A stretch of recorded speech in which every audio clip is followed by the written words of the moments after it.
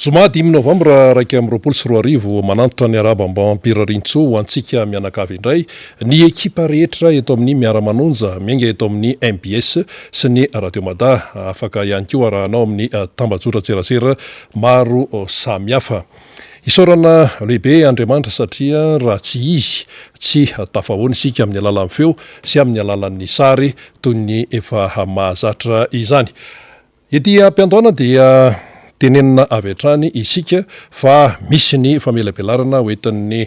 député voafidy tamin'ny alalan'ny tiako Madagasikara teny amin'ny boribory tany fahenina Totso Andriamampandry. Misy lafin-kevitra hitondrany fanazavana ary mazava loatra fa resaka mahakasika ny fiainantsika no resahana. Eo ihany koa ny famelabelarana hoentin'ny namana faniry Razafy Manatany fa ny azo ambara ihany koa ao anatin'ity fandarana ity dia hoasitsika resaka lavalava sy misimisy ny momba ny ity hoe isokatra raha mpitso zany ny lanitra Madagasikara ahafahan'ny fiaramanidina avy any Europa. Io zany le antsoina hoe long courrier mitondra mpandeha zany avy any Europa miditra eto Madagasikara, tsy hoe any Frantsa fotsiny satria raha ny fiaramanidina anankiray ataontsika hoe miainga ao Frantsa izy dia tsy voatery ho frantsay na malagasy ihany ny ao anatiny fa mety misy teratany Europeana hafa, mety misy italiana ao, mety misy allemand sy ny sisa. Io zany no resantsika misimisy satria mampanabe ihany ny toe-javatra misy eto Madagasikara amin'ny resaka fahasalamana sy ity le hoe ady amin'ny coronavirus ity. Aloha tonga dia hitsina mihitsy ny resaka hitsina ny resaka fa tena misy fitenenana mantsy hoe bordel ary izay zany no tsapan'ny besimaro amin'ny zao fotoana izao ny amin'ny resaka hoe fiarovana ny malagasy amin'ity coronavirus ity. Marina fa misy amin'ny teny hoe mafitoto amin'ny malagasy saingy tsy tokony ianina amin'izany fotsiny isika mianakavy fa ho any izay efa tratran'ny corona, ho any izay efa nanana havana matin'ny corona dia tena mahatsapatsara hoe tena enjana dia enjana ny vokatra izany corona izany ary mazava loatra fa dia aretina mahafaty ilay izy. Europa no antsoina hoe épicentre amin'izao fotoana izao eto ambonin'ny tany zany hoe toerana fa lay aretina miparitaka manerana amin'izao tontolo izao ny avion long courrier avy any Europa hiditra eto Madagasikara. Ny fiatrehan'ny eto amintsika nefa an'izay raharaha izay dia mampametra mpanontaniana ihany koa satria rehefa tafiditra le aretina dia lasa amin'izay ny hoe tadiavina ny anina misy teratany vahiny zao ny tadiavina sy ny sisa zany foana no iainana eto amin'ity Madagasikara ity. Ka itsika matomby teny dia tsy te hanan-dratsy ary rehefa misy tsy mety tsy maintsy atsika iraina fa tsy lasa tonga amin'le fitenenana hoe bordel lay fiainana ao anatin'izay rehetrarehetray kanefa patsehivina foana fa ny coronavirus tompoko na ny Covid-19 dia mahafaty io retina io izany. Raha tsika mbola fandiniana landalina aloha momba an'izay rehefa misasaka ny fotoana fa zao aloha dia omeko an'ny faniry Razafy Manatany ny fitenenana satria mbola eo ihany koa ny famitinany ny resaka nitranga tao anatin'ny 4 ora namana faniry miarabanao ndao ary zatsy misaotra rena dia mirabany rena ihany koa nanokatra ny fandarantsika tamin'ity maraina ity ho antsika mihaino ny radio MBS, ny Radio Mada ary ny fahita lavitra MBS sy ny Facebook ary ny YouTube zany. Miraba ny any ampitan-dranomasina sy ny eto Madagasikara rehetra amin'ny toerana izay andraisantsika ity fandarana ity. Miaraba reo teknisiana ary misaotra tena era-po era-tsaina satria tena manao ny ezaka rehetra misy ny teknisiana manao zay fomba azotsika ity fandarana ity dia anisan'izany ezaka izany ny fanamboarana reo fitaovana zay nisy fahasimbana vokatry ny tetroandro eo ihany koa vokatry ny hoe somary efa nisy ny antitrantitra dia tsy naharaka an'izay rythme kely zay dia efa nanao ny karikevitra rehetra ary efa tafaverina tsara izy amin'izao fotoana izao dia mendrika isaorana reo teknisiantsika zany takizay ihany koa reo teknisiana zay mampita ny sary sy ny feo amintsika rehetra isa-tokantrano manao zay mba hatomombana izany satria ny zava-dehibe moa zany de ny azotsika ity fandarany ty amin'ny atsakany sy andavany ka anaovana ny fisaorana ireo namana zany zay mpiara-miasa mpiara-manonja amintsika eto anivony fandarana fa ny anomboantsika azy angamba tsy hoe vaovao manahirana na vaovao somary hafahafa foana fa izay moa zava-misy de tateritsika tao anatin'ny 4 ora satria dia nisy fahamaizana ala zany a tany mivoatra Kianjasoa tany Fianarantsoa no nisy izany omaly maraina ary dia ny fandrombonana teo anivon'ny tompona ndraiky mpanjakana tany toerana indrindra ny mpitandron'ny filaminana ny namono izany ala izany izy ty moa zany dia vokatry ny etraketraky ny tanora ndray lay manaonao foana raha ny fanadiadiana nataon'ireo tompona ndraikitra tany toerana de hoe nisy tanora mifoka zava-mahadomela nanodidina ilay toerana dia natsipondrareo teny lay afo zany avy amin'ilay zavatra ny foan'izy ireo de iny zany no nitarika afo ny redareda zany ary dia mahafotaka ny famonoana afo atao Kianjasoa tao izy ireo moa zany dia rifatra ny tsoka rehefa nisy zay firehetana izay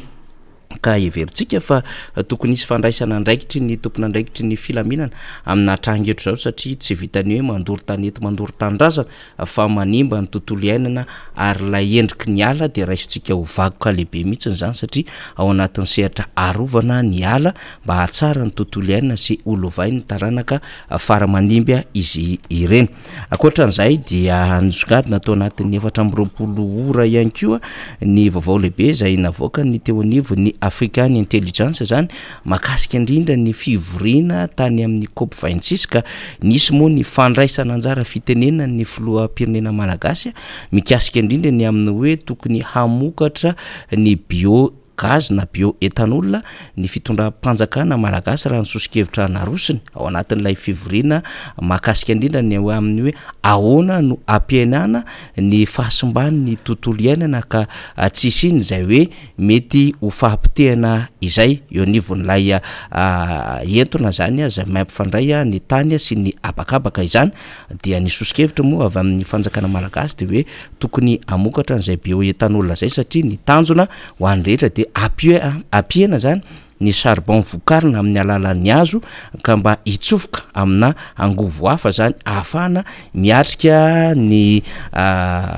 fahasalaman'ny tontolo iainana ny tany sy ny abakabaka izany de misy marobe moa ny fahadevitra misokatra ao anatin'izay hoe misy ny objectif 2030 ho an'ny firenena matanjaka de misy ny 2040 amin'ny firenena zay andalam-pandrosoana ny sosikevitra navoakan'ny malagasy tamin'izay tamin'ny alalan'ny filoha de hoe hamokatra n'ity bioéthanol ty ary mitady vola 100 millions de dollars ho amin'izany ary handrakotra fianakaviana ny amin'ny 5 tapitrisa anoany ho an'ny eto Madagasikara izany dia ny African Intelligence moa de niteny amin'ny hoe ny Florajoel dia mikaroka famatsimbola ho amin'ny asany vadina zay no endrik'ilay alauna zany navoaka ny African Intelligence zany na le hoe lohateny gazety navoakany de tao anatin'izay ny resaka lay nresantsika teo ny amin'ny hoe efa nisy fanazavana tany amin'ny 7 tanoany nataon'Andriamatoa Filoha fa manana projet amin'ty resaka etanol ity ny vadiny ary efa misy vady fototra mihitsy ary natao tany ambily be tany ary misy lay endrik'ilay fatana sy lay endrik'ilay etanol zay hoe ohatrohatran'izao zany fatana sy etanol zany zay hiary tokoa amina resaka tontolo iainana de mifangaro amina evim-panjakana sy lay projet na olona manokana lizy sy ny association satria association fity sy ny vadiny filohan'ny republika no lancé ny projet iny de nentina teo amin'ny setra resam-pirenena hoe ho an'ny fanjakana malagasy dia somary novakiny ny African Intelligence zay vaovao izay mba tonga amin'ny setra resam-pirenena ohatran'ireny ny vaovao de manaraka sy mijery ny zava-misy eto Madagasikara zany ny vahiny rehetra ary amin'ny fomba rehetra zay fihetsika zay ambara dia mila fitandremana zany ary mendrika hitondrana ady hevitra ihany koa eto anivon'ny firenena mba tsy tonga amin'le hoe raha-pianakaviana ny raha-pirenena na volam-panjakana karoana ho an'ny volam-pianakaviana io moa hatram'izao mbola tsy hitatsika veroka ny hoe nanao ahoana ny fitantanana an'ilay vola tamin'ny alalan'ilay CVO satria ny Bionex sy ny compagnie Vitsara no ny andraikitra an'izay CVO zay orinasa privé miaraka amin'ny fanjakana manahoana ny kirakira arabola am'ireny raha toka privé iny fanjakana ve ny manao marketing na privé ary raha tsy privé iny dia inona no ifanarahany fanjakana am'ireo orinasa tsy miankinareo ny Bionex namokatra ny Artemisia sy ny Vijara nanao ny ambalazina zany Artemisia tamin'ny alalan'ny CVO izany ny Covid organique mbola tsy voavaly zany hatramin'izao ary mendrika anaovana fanadidina farany alohan'ny andraisantsika ny député Totsoa dia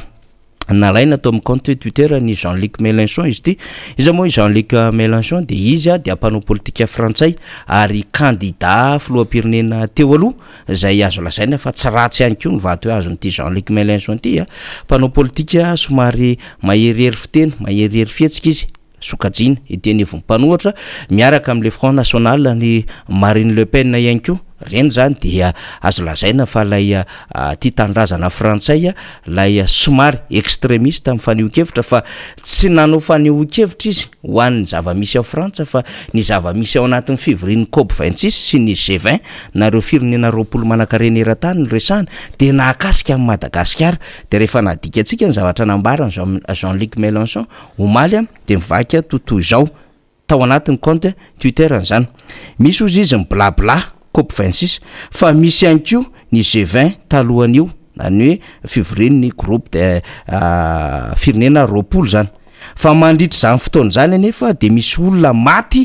ao Madagasikara voalohany teo amin'ny tantara no misy hanoanana amin'ny fandraika amin'ny vatana amin'ny fiovan'ny toetrandro inona nataon'ny fanjakana amin'izany tsy misy zay raha dika teny gasy ny fanazavana nataon'ny Jean-Luc Mélenchon tao amin'ny compte Twitter zany averitsika zany dia hoe misy ny blabla mikasika ny COP26 fa misy ihany koa ny G20 talohan'io mandritra zany fotoana zany anefa dia misy olona maty ao Madagasikara voalohany amin'ny teo amin'ny tantara ny misy hanoanana mifandraika amin'ny vatana amin'ny fiovan'ny toetrandro inona nataon'ny fanjakana amin'izany tsy misy zay no navoaka ny Jean-Luc Mélenchon zany ka io le tenentsika hoe mitazana antsika mihitsy n'izao tontolo izao dia mahamenatra zany ho amin'ny fitondram-panjakana malagasy hoe ny vahiny indray no mialerte ny situation misy eto Madagasikara mialoha amin'ny fivorian'ny COP26 mialoha amin'ny fivorian'ny G20 dia efa nanao fanadihadiana tamin'ny alalan'ny France 24 ny Amnesty International ary namoaka fa maty ny hanoanana ny vahoaka ny atsimo ary manodidina ny 4 sy ray hetsy sy ray tapitrisa na 1,140,000 reo vahoaka izay ianjadiny tsy fahampianaran-tsakafo no izay amay zany tany sy fahampitehan'ny tontolo iaina sy tsy fisiany rano tokony hositrahana izy ireo any atsimo zany iny moa zany tsy bedy ny Amnesty International fa raha i Gaël Bourgiane namoaka an'iny dia efa nanaraka amin'izay le hoe efa nisy taratasy navoaka amin'ny ministera milaza ny amin'ny hoe tokony hangataka lalana ho amin'ny ministera rehefa hanao fanadihadiana lalina ny mpanao gazety vahiny eto Madagasikara fa ny Amnesty International mihitsy no namoaka n'izany fanadihadiana zany ary mialerte ny zava-misy eto Madagasikara tena mijery ny zava-misy eto Madagasikara zany izao tontolo izao ary mahamenatra ny sary hoe nona tsy mihinan-kanina potika tanteraka le firenena malagasy fetsakilan'izany hoa ambarantsika foana dia misy no eraoera spectacle fampandizana fitombenana ambony vity zany tongotra enioeran'io ary anatina fitokanana lalana 500 na 570 metatra na mety 1 kilometatra fotsiny azy sy tranotrano kely dia iny no asehon'le fitondram-panjakana ny fetsakilan'izay dia misy karazan'olona maty vokatr'izay fahasimbany tontolo iaina sy tsy fananana politika manokana eo anivon'ny fitondram-panjakana izany mialohan'izay andraisantsika ny député Totsoa zany dia nisy ny resaka foy ny fanaovan'ny ministry ny tokarena sy ny vola tamin'ny mpanao gazety omaly zany manazava ny hoe misy sa tsisy ny vola ao amin'ny kitapom-bola mpanjakana ao dia nilaza izy fa tsy manana olana ara-bola ny fanjakana fa misy ny vola ao anatin'ny kitapom-bola ara-panjakana fa ny zava-misy amin'izao fotoana izao ny amin'ny hoe tsy fandoavana karama tsy fandoavana vola an'ireo fournisseur tsy fandoavana an'ireo prime samihafa dia nambarana fa misy ny fanadihadiana atao misy ny fanadiovana mba hikarohana ny mangarara ao anatin'ireny raha rehetra ireny ka izay no antony nampitarazika ny fandoavana karama etsy seroa zany voatondro manokana tao anatin'izany moa ny PAT zany eny anivon'ny université na reo mpandrara zany a voatondro manokana tamin'izany ihany ko reo orinasa mpanao ny lalana samihafa zany a zay mbola tsy narainy volana indrindra moa tao anatin'ilay fond routier na ny fer teo aloha ho anontanytsika ny député Tojosoa Andriamampandry zay rehefa aveo fa eto aloha zany de anatsidikitsika miaraka amin'ny député Tojosoa Andriamampandry dia sady iaraba atsika izy no afaka mandray avy hatrany zavatra ho resantsika satria any amin'ny boribory tamin'ny fahenina misy an'ny député Tojosoa dia indray moa zany efa fantatsika hoe député miasa io député zay manao ny ezaka rehetra hifanantonana amin'ny vahoaka de raha ohatra zany ka hofitintsika ny zava-misy tao Ambohimanarina député Tojosoa alohan'ny andraisanao fitenenana dia vity ny tetezana mirefy 520 metatra teo eo tetezakazo na ampikilay mivahoaka an'Andramamena efa vita béton izy amin'izao fotoana zao ary tamin'ny sabotsy teo no natolotra tamin'ny vahoaka tamin'ny fomba ofisialy zany tetezana izany ary dia nifaly ny vahoaka satria malalaka ny lalana mafy ary tsy atahorana ny loza aterak'ilay tetezana amin'ny kisilasila tetezakazo teo aloha teo zany satria dia amataonany no nampijaly ny vahoaka teny Andramamena izany tetezakazo izany. Akoatr'izay dia misy ihany koa zany ny fitarainana zay nentin'ny vahoaka teny Ambohimanarina tao anatin'ny fokontany tanety mikasika indrindra ny resaka baolina fontaine na ny popon-drano dia ny roso sy namaly ny hetahetan'ny vahoaka ianao député Tojosoa raha ny vaovao zay voarainay akoatran'izay ny tsenana Ambohimanarina mbola tsy miravina izany olana eo amin'ny tsena Ambohimanarina izany zany moa de vokatry ny hoe nisy mpitatana vaovao tao amin'ny tsena tao dia naka fanapahan-kevitra ny am'ireo mpivarotra zany tsy nafaly mpivarotra nefa zany satria tsisy ny vahaolana mifandraika amin'izany dia heverina fa manakambara amin'izay ny député Tojosoa farany nivoaka tamin'ny tambajotra sosialy ny amin'ny hoe misy fotodrafitrasa lalakely nataon'ny solombavambahoaka voafidy teny Ambohimanarina satria roa moa ny solombavambahoaka ianao ray de misy ny solombavambahoaka ray voafidy tamin'ny alalan'ny IRD ny nagaga kely fotsiny tao anatin'izay dia ny fisian'ny plaque hoe intention travaux dia miasa ho anao ny député dia miloko orange zany kanefa rehefa mba nataona kely ihany fanadidina atao ao anatin'le tetikasa siady zany hoe tetikasa mpanjakana va tsy ny fanjakana vola ary ny solombavambahoaka amin'ny rahalahy no mamatsy no manao ny fanaovatsoniany zany zay vao taterahana ireny tetikasa siady reny na le hoe CLD taloha zany kanefa rehefa nydinihana le izy de hoe tona ampiasain'le solombavambahoaka ho amin'ny anarany manokana le izy amin'ny alalan'ilay fametrahana takela zany amin'ny hoe attention travaux miasa ho anao ny député zany ny zava-misy ka heverina fa mba mendrika hitondra fanazavana hitondra fanamariana ny am'ireo lahasa sy ny amin'ny zava-misy ny amin'ny boribory tamin'ny fahenina aloha no ampidirantsika ny ty raharaha sy ty resadresaka ity. Miaraba député Tojosoa. Miaraba anao faniry ary miaraba ihany koa ny vahoaka malagasy rehetra zay manaraka izao fandarana zao tsy tapaka ary mitombo isan'andro ny mpanaraka na eto an-toerana zany na avy any ivelany ka dia mirary soa atsika mirary fomezana ao atsika amin'izao fiainana izao ary mino aho fa hiaritra hatramin'ny farany isika ao anatin'ny adiny-roa latsaka eo zany ny fiarahana amin'ny Miara Manonja. Voalohany teniko aloha faniry dia miondrika ampanajana ny tenako satria namoy mpiara-miasa akaiky ny tenanay eny amin'ny boribory-tany fahenina dia lasa notomandry Andriamatoa Mamsonina zay secrétaire généraly ny antoko tim ao Ambohimanarina tsisy tsy marana zany afaniry ary alevina androany izy zay olona naranany olona azy de olona sarika izy olona votom-ponoana nanankom-po ny fiainany tamin'Andriamanitra ary manana andraikitra lehibe izy ao amin'ny fiangonana ao amin'ny FCKM Ambodroa ary akoatr'izay dia mamioditra eo anivon'ny fiarahamonina sy ny firenena izy ary mpiasan'ny hermady zay malala azy daholo zay tena hoe olona mavitrika ary anisany tena hoe elany no ny asany teo ary nanana ny hevitra rehetra izy nana tsara zany hermady zany ary farana zay tena hoe lehibe be indrindra koa dia nanana andraikitra izy tamin'ny tiko Madagasikara ary vao nisy ny team faniry dia nisan'ny olona voalohany izy nafanafo tao anatin'izay ary amin'izao dia hoe miondrika ampanajana ny team rehetra tsy ambo manarina ihany fa manerana ny Madagasikara sy ny eran-tany tamin'izany nandehanana zany ary mbola mamerina ny fankarizana feno ho an'ny vady aman-janany ho an'ny fianakaviana manontolo zany ny tenako amasolombavam-baoaka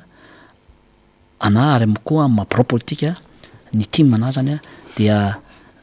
miombo-po amin'ny mampanahy ary mitondra bavaka zany ho an'ny fianakaviana ary mino sy manantena fa eo tanakavanina n'Andriamanitra izy de mandria-piatanena anao mampisaonina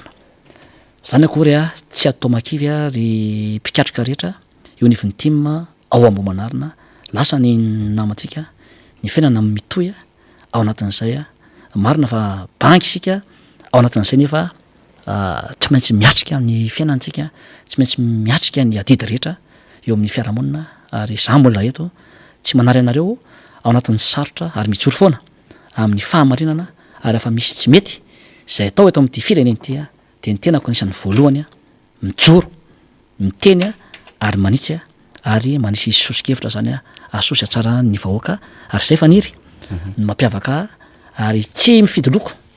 marina fa tia manontena fa androandro anao faniry nahita nisy fahita lavitra mitimoto namanga zay any ambo manarina hoe misy kolotsaina mampiavaka azy mihitsy de le fitsapana maraina amin'ny 10 maraina iny faniry hatramin'ny amin'ny enina dia tonga ny tenako ny tsapa niaraka tamin'ny raha manjatsany amanjato maro solo tena ny tiako Madagasikara fa misy hafa ihany koa nisy TGV teo azo ve mananampy ny tena zany satria nahita zay le hoe zavatra ataon'ny tena zay sy le fahatsorapony tena de nanampy zany tao anatin'izay ary isorana daholy ny olona tonga solo tena antsika isa-poko tany zay tonga androany fa reny de maraka ny faisakina sy ny fifankatiavana zany sy aseho ao anatin'izay fantaninao faniry zany voalohany de resaka fotodrafitrasa sy ny asa sosialy iny moa dia afatarany ambo manarina iny ary tiako ny manambara fa raha mbola fianana ny tenako de tsy maintsy mesaka manao an'izay ary tsy na masolombavam-baoaka ihany fa efa ela no nitondra ny anjara-biriky ny tena nanampy ny fiarahamonina nanao ny asa sosialy sy ny fotodrafitrasa amin'ny aran'ny tenako manokana sy amin'ny aran'ay mivady sy ny fikambanana association zay misy any mivady zay association ny andraina ny anarany zay miara-miasa zany amin'ny mpamatsy vola any ivelany zay zany de tiana omarinina ao anatin'izay vovita ozy ianao tamin'ny herinandro ny tetezana andramena zay tsy nisy pikitika nefa misy tompona ndraikitra ao zay mipetraka ao dia ny tena manokana nanao zany mady teo zao ndray zao dia rapitso de anjaran'ny atanety io hitantsika io misy borne fontaine zay tsisy rano tsisy borne fontaine mihitsy hatramin'izay fahafiry taona dia nisy zany niezaka natao ny fokon'olona niaraka tamin'ny association ary ny tena kokoa zany dia nitondra ny anjara-biriky tao anatin'izay ary mbola hitondra zany anjara-biriky zany ampandehanana izany borne fontaine zany io izy io faniry dia mitoy foana zany ny fotodrafitrasa sy ny asa sosialy zay atao zany ao anatin'le izy ary mbola ezahana samba mahazo ny anjarany daholy ny olona zany ao anatin'izay manarak'izay dia manontany anao amin'ny resaka siady ny siady zany moa de tsara ho azavena mivoakan'izany fa CLD taloha ny anarany tsara angamba ho alefatsika amin'ny sary mazava ampitenentsika mihitsy ny sary faniry mba hopirofo fa misy araka ny io attention travaux orange miasa ho anao ny député io ny anarany ao Ambatolampy izy io ao Ambatolampy izy io dia enotsika angamba ny interview nataony tamin'ny télévision rahavavy anankiray de ho hitany voaka rehetrarehetra fa ny voakana ambo manarina zany ny marina tao anatin'izay karavoniny ny ao amin'ny lafiny teknika zany de ho alefatsika zay zany rehefa tonga de vonona le izy fa mandrapatonga an'izay moa zany de ho toizaka ihany le hoe siady zany faniry io ngavany de ho enotsika zany ny interview zay natao fivoahan-drano maloto ao anatin'ny fokotany Ambatolampy akana 300 ny teti-bola tantanan'ny solombavombahoaka roa lany tany amboribory-tany fahenina hoentina mampandroso ny toerana zany fa hatreto aloha zany ny 2 millions d'ariary efa lany satria beton izy ty fa mbola tsy fantatra ny tetibidin'izay fa mbola mitoy ny ilany mantsy zao aloha natao mainty a dia mandeha indray ny ilana satria tsy afaka manapaka lalana zay satria araka nyteneniko teo maro ny mandeha amin'ity lalana ity eo amin'ny 30% CLD zany natokako anamboarana an'io lalana io manomboka ny asa fanamboarana nyity ampahandala an'ity amin'izao fotoan'izao entsika ny kamizay matsikaiky le namana sady mampibe mampibe fa tsy hainy malavaka azy tapohan'ny solombavambahoaka ave sa mararo ny fo amin'le zavatra ataoko peta be a amin'ny asa soa sy ny zavatra madedeo aty aposy fa hitatsika profo mazava faniry fa zavatra tamin'ireny dia famitahambahoaka le izy raha vola posinao andre matona mana solombavambahoaka no nanao an'le izy na fenonao hatramin'ny tarianao ary orange hoe avaminao le izy tsy mampanina mihitsy raha ny ankena ny asa sosialy nataoko fa nety ny fotodrafitra raha sotako daholo avamiko efa manarivona ambo manariny fa mampimeandrisy faniry tena mampineo le sady matsikaiky ary tezitra moa ny bazy ao anatin'le izy tezitra atao ny bazy na ampiavanao amin'ny TGV zay moninao amba atlampy ary sy manodidina tezitra amin'ny ataony satria izy mihitsy ny teny teo hoe sy ady ny mpanao gazety namana mpanao gazety efa ny teny mihitsy solombavamboaka roa no mitatana n'le sy ady ao anatin'le zany hoe io sy ady io de tsy maintsy misy drafitra irahan'ny solombavambahoaka anankiroa zany a solombavambahoaka no mandrafitra hoe inavy no atao amin'ny fotodrafitra aza zay atao ao anatin'io tsy mitatam-bola ny solombavambahoaka fa manao drafitra izy a na programme d'emploi hoe ity natao lalakely ve sa bassin sa inona sa lalana iapaviatry no atao anaty de irahany io ao anatin'izy irahana manapa-kevitra ary monosony tsy manan-kery io raha tsy misy sonia zay manko le izy ao anatin'izay fa izy zany a tonga de nisoratena na sy nisoratra izy hoe miasa hoanao miasa hoanao de ozy a be dia be miteny hoe ahoana io ataony io fa tena to manavatena be izy de ozy a hoe de io izy io de ozy a hoe raha vola posy manokana aho zany a tsy maninona ihany fa tsika tsy mimoeraoera am'za fa fantatra reo ny soa ataoko fa le interview faniry de ty hoe sy ady koa zisa fa anao taiza io andre mato solombavambahoaka namana anao taiza ny sy ady volam-bahoaka no atao hoe sy ady iny volam-bahoaka iny de makany amin'ny volam-panjakana anaovana fotodrafitrasa ho an'ny fiarahamonina ampianarika anao raha mbola tsy hainao ary mihina fa hainao zany fa mety mody anao fanina le izy ary nyteneniko moa izy androany ao faniry am'teny entatra sy mazava hoe aloha atao mazava ny fijepy-talao napetrako amin'ny toerana izy ao anatin' zany ary zavatra oatra zany de nisany hoe mamitaka vahoaka ao anatin'izay izy zao mimetrehtra hoe anao andre de ho tian'ny olona voanke mitotambosina nanora ny fidy ary fa hoy za hoe matahotra an'le fifidianana sady hoe mbola mi 2024 nge matoa solombavambahoaka ny élection aza matahotra ianao aza matahotra sady ao anatin'le izy mbola roviny zany de mampimiana fa o za hoe tsy hainao ny tefako fa le fotom-pisainana mampanahelo fa ny de ady amin'ny fantrana ho an'ny voaka no edivako ny mpanatanteraka no ezahako edivana ao anatin'le izy fa ianao aitsio ny dianao anatin'le izy ary efa napetrako mazava moa zany faniry fa aloha samy manany ny azy le izy de samy mandrafitry ny azy satria niezaka ny tenako nandefitra atram'izay fa mijoro ao anatin'izay ary tsy manaiky lembenana amin'ny tsirariny ao anatin'izay fa fantatry ny voaka ambany profo mitoaka ny tenany ny resako isandroany tsy niteny an'izany ao izy izy fa iny ny tele tsy niteny an'izany sy ady zany sy adiko izy fa ianao no izy ianao ka filompirenena sa izy filompirenena tsy afaka hiteny an'izany mihitsy ao anatin'izay ka zay zany de hoetsintsika ho profo mitoaka amin'ny tentany ry vahoaka nambatolampy afaratanàna ry vahoaka amboanarina hoe mandainga oatra zany ny olona voafidy tao anatin'le izy aferika mbolambola reo ny gao fifidianany ary zany gao fifidianana zany fantatry ny olona hoe iza no nandresy tao ary iza ny saika nanao pôdro tao anatin'le izy de hitantsika ndrety amin'ny 2024 mbola hoetra zany fa zay no amandriko anazy afaniry tsy ady fitana am'zany fa hoe fanazavana no ataoko ao anatin'le izy mba apazava ny sain'ny olona sy ny sain'ny vahoaka zany ao anatin'izay atsaniko eo amin'iny fa mazava iny faniry fantaninao manaraka tsena ity koa zany faniry efa niteny tamin'ny heriny teto ary entitra ao anatin'le izy ny tseny ity zany de averikandry fa ny fitantanana io tseny io tsisy idiran'ny arrondissement io tsisy idiran'ny district io faniry fa no commune urbaine Antananarivo de nanendro olona zay hitantana ny lehibe an-tsena iteo no niteraka ny olana tao anatin'izay ny olana zay efa teneniko tamin'ny heriny zany fa ho amafisika eto de tonga de hoe fanalana reo mpivarotra am'tonga de dididitratiny na faniry ary fanalana ny hoe oesorona ireo délégué an-tsena ireo ahoana izy no esorinao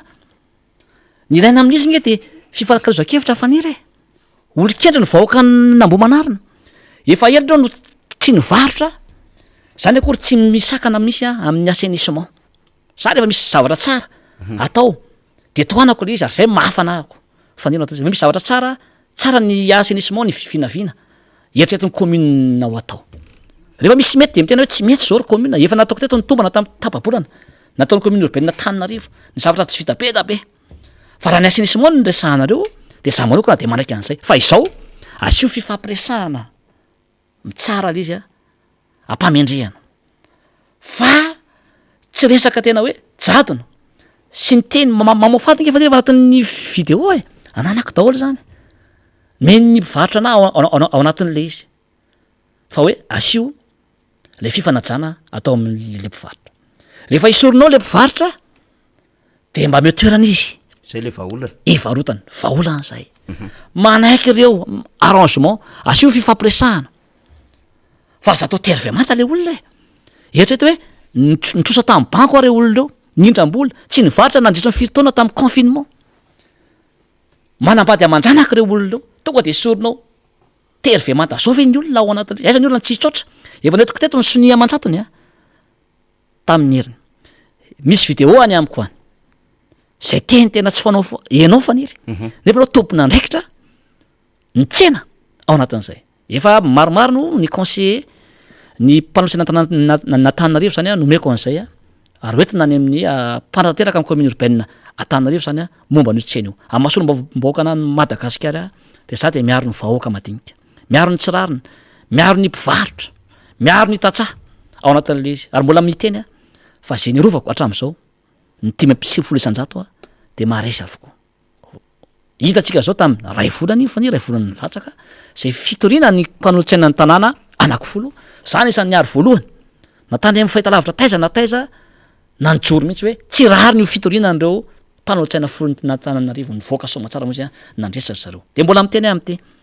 aza manao tervemanta fanalana ny olona amresaka jadona ataovy ny fifampiresahana tompoko ao anatin'izay ary miantso ny tompona ndraiky ny commune urbaine Tananarivo jerevy any tompona ndraiky zay tendrenareo hoe olona taiza iny inona ny asa efa nataony matoa izy ny asona tamin'ny andraikitra ke zay nytantaniny misy mety nataony de averinao ndray ve le izy ao anatin'izay zay zany de mila dinina ary miteny mampitandrana aza korontanina ny mpivarotra aza korontanina mbo manarina amin'ity resaka mpivarotra ity ao anatin'izay ary aza sorona ny délégué an-tsena ina moa ny helika nataony no esorony reo olonareo nganangalatra reo so de hoe tsy mitovy hevitra misy an'zany ve na hoe tsy mitovy hevitra ao anatin'izany fa tsy manao politika reo faniry ary tsy misy namako reo tsy misy fantatra reo tsy misy avako reo fa no fitarainana zay nataon'ireo tamiko miaraka amin'ny mpivarotra de hitako nanao regroupement ny tenako niaraka tamin'ny mpiara-miasa sy ny mpanolotsaina de amin'ny tombona ny etaetany zay nataon'izy ireo ka hoina hoe alamina izy ireo omeo fivarotana izy ataovy ny fifandaminana ao anatin'le izy rehefa diovina le izy avy eo nge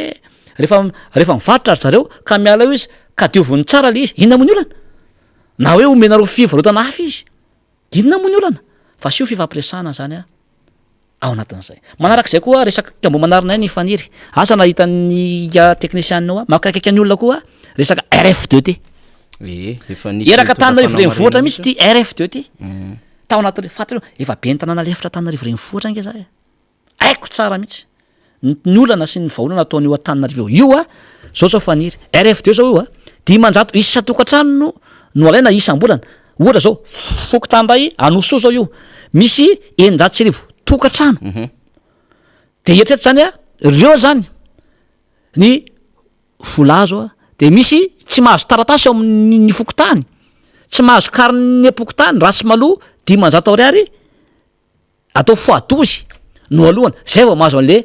kariny apokotany nefa 500 ariary isam-bolana io isam-bolana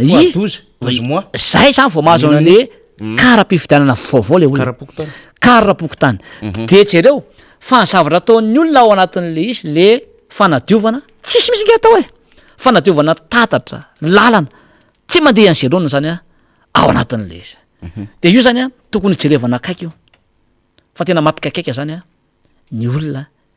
eto Antananarivo renivohitra 800 000 ariary raha ny tokony izy 800 000 ariary fa tsy 80 000 ariary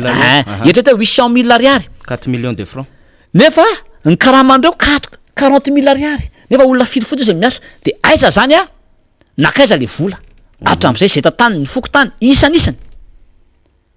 isaky ny 192 fokotany indrindra fa ao Ambohimanarina tokony sarotana zany ny olona am'ty tsisy kory fanadiovana tatatra atao tsisy ny fanadiovana tanàna atao zara fa atao le izy de aiza zany a ny mangarara sy ny famina tokony entatra zany ny vahoaka ao anatin'ity le RFD moa zany hoe rafitra fanaraha-maso fahadiovana zay mihitsy zay anao tsara mihitsy zay zany io a mila jerevana commune urbaine Antananarivo zany io a ao anatin'izay zay zany a no jereko amin'io akoatrin'io koa zany a faniry ny olana de mbola resaka tatsaha amin'ny resaka laniera sy be tsy mitatatra ity mifandray kely amin'ny avaratrano ihany nareo io mifandray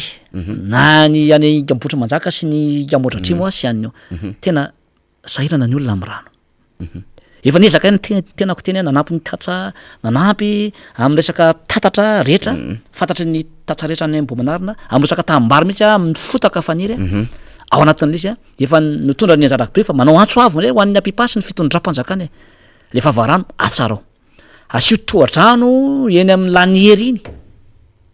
sy iny amin'iny le makibe tsy mitatatra iny rehefa izay koa de mba asio koa ny orana artifisialy aloha fa mitadorana ny tatsahamy zao tsy eto Antananarivo ihany tsy eto Ambohimanarina fa eran'ny Madagasikara zany nge no tokony ataonareo ny tohatrano zany de asa maritra de tokony atao ho avy moa ny fiainana amin'isy ny agriculture fasafasy de mimana ianao Andriamatoa minisitra sy ny apipa sy ny ministera zay makasika ny rano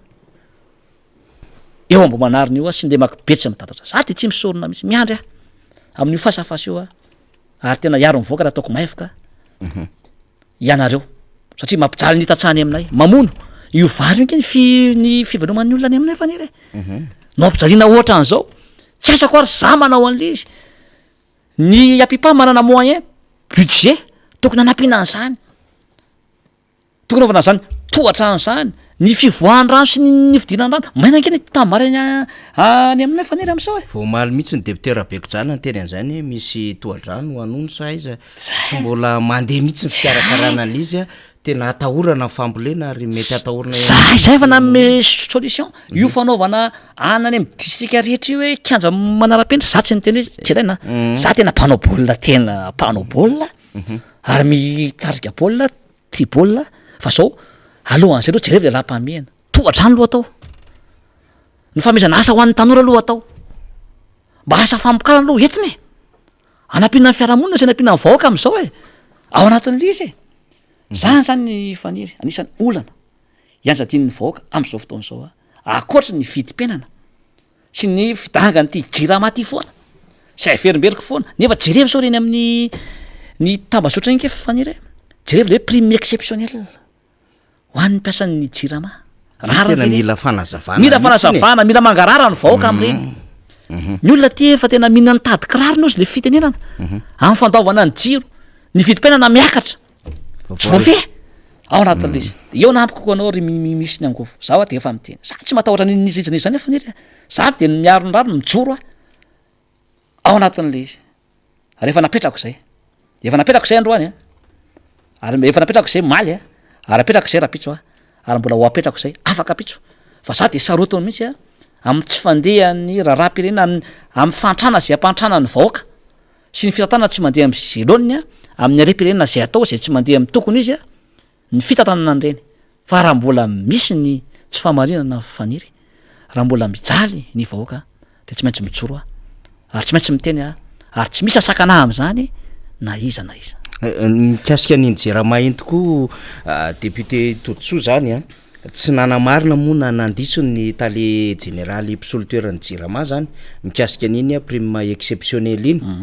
fa milaza izy fa misy prime ary tsy horery nge ny fantatra fa misy prime fa zany ao amin'ny finance zany de mirarakopana mihitsy ny prime ao amin'ny finance ao de ty moa zany misy an'le hoe prime ny ao amin'ny jirama lay sorabola mila fatariny rehetra hoe io prime voasoratra io ve le izy satria raha miainga avy aty ambany miakatra any ambony zany le izy a dia commencé amin'ny DG zany a dia 180 millions d'ariary de misy sasany a eo amin'ny 110 millions d'ariary de miakatra 140 millions d'ariary de ery ambony ery 5 millions d'ariary ny farafahakeliny eo anatin'le prime ity zany mendrika hitondrana fanazavany tena io ve le prime mandresahany tale général hoe nisy tokoa le prime de io soraboly io ve fa raha io soraboly io le izy manoloana ny fahasairana ny jirama ray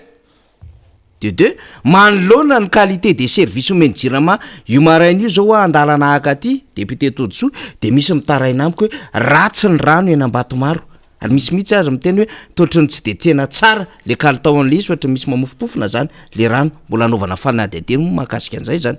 eny amin'ny fokontany Ambatomaro eny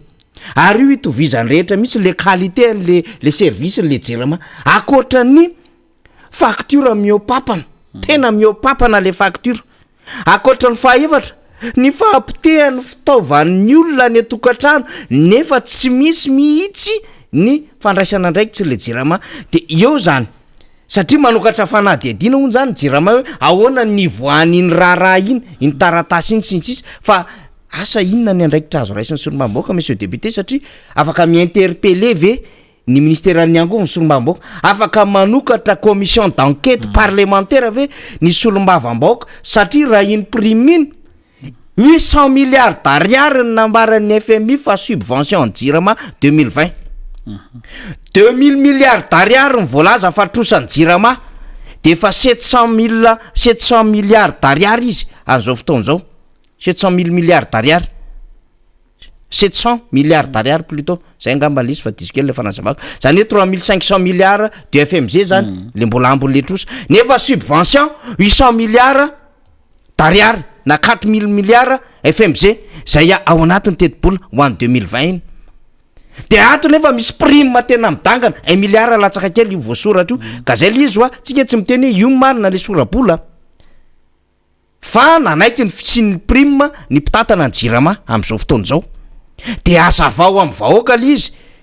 raha nisy le prime de ohatrinary raha ohatra ka tsy nidangana be de aiza daholo ny traçabilité manazava an'izany rehetrarehetra zany sinon le izy heveritsika fa ny solombavam-bahoaka manana fahefana interpeller ary manana fahefana ihany ko anao commission d'enquête parlementaire satria tsy rariny zao zava-misy zao par rapport ny service ny jirama monsieur le député nanokatra an'le adevitra moa ianao de nysotompo kely le izy am'ty zavatra ty mety manakambara ngamby ianao amin'ny tandrify tena marina ny teninao a manana lalana misy zo ny solombavam-bahoaka anao ny zay commission d'enquête parlementaire zay ary tsy avelana io na ny zay député team rehetra dia tsy amela am'zao tena hoe kabraraka zao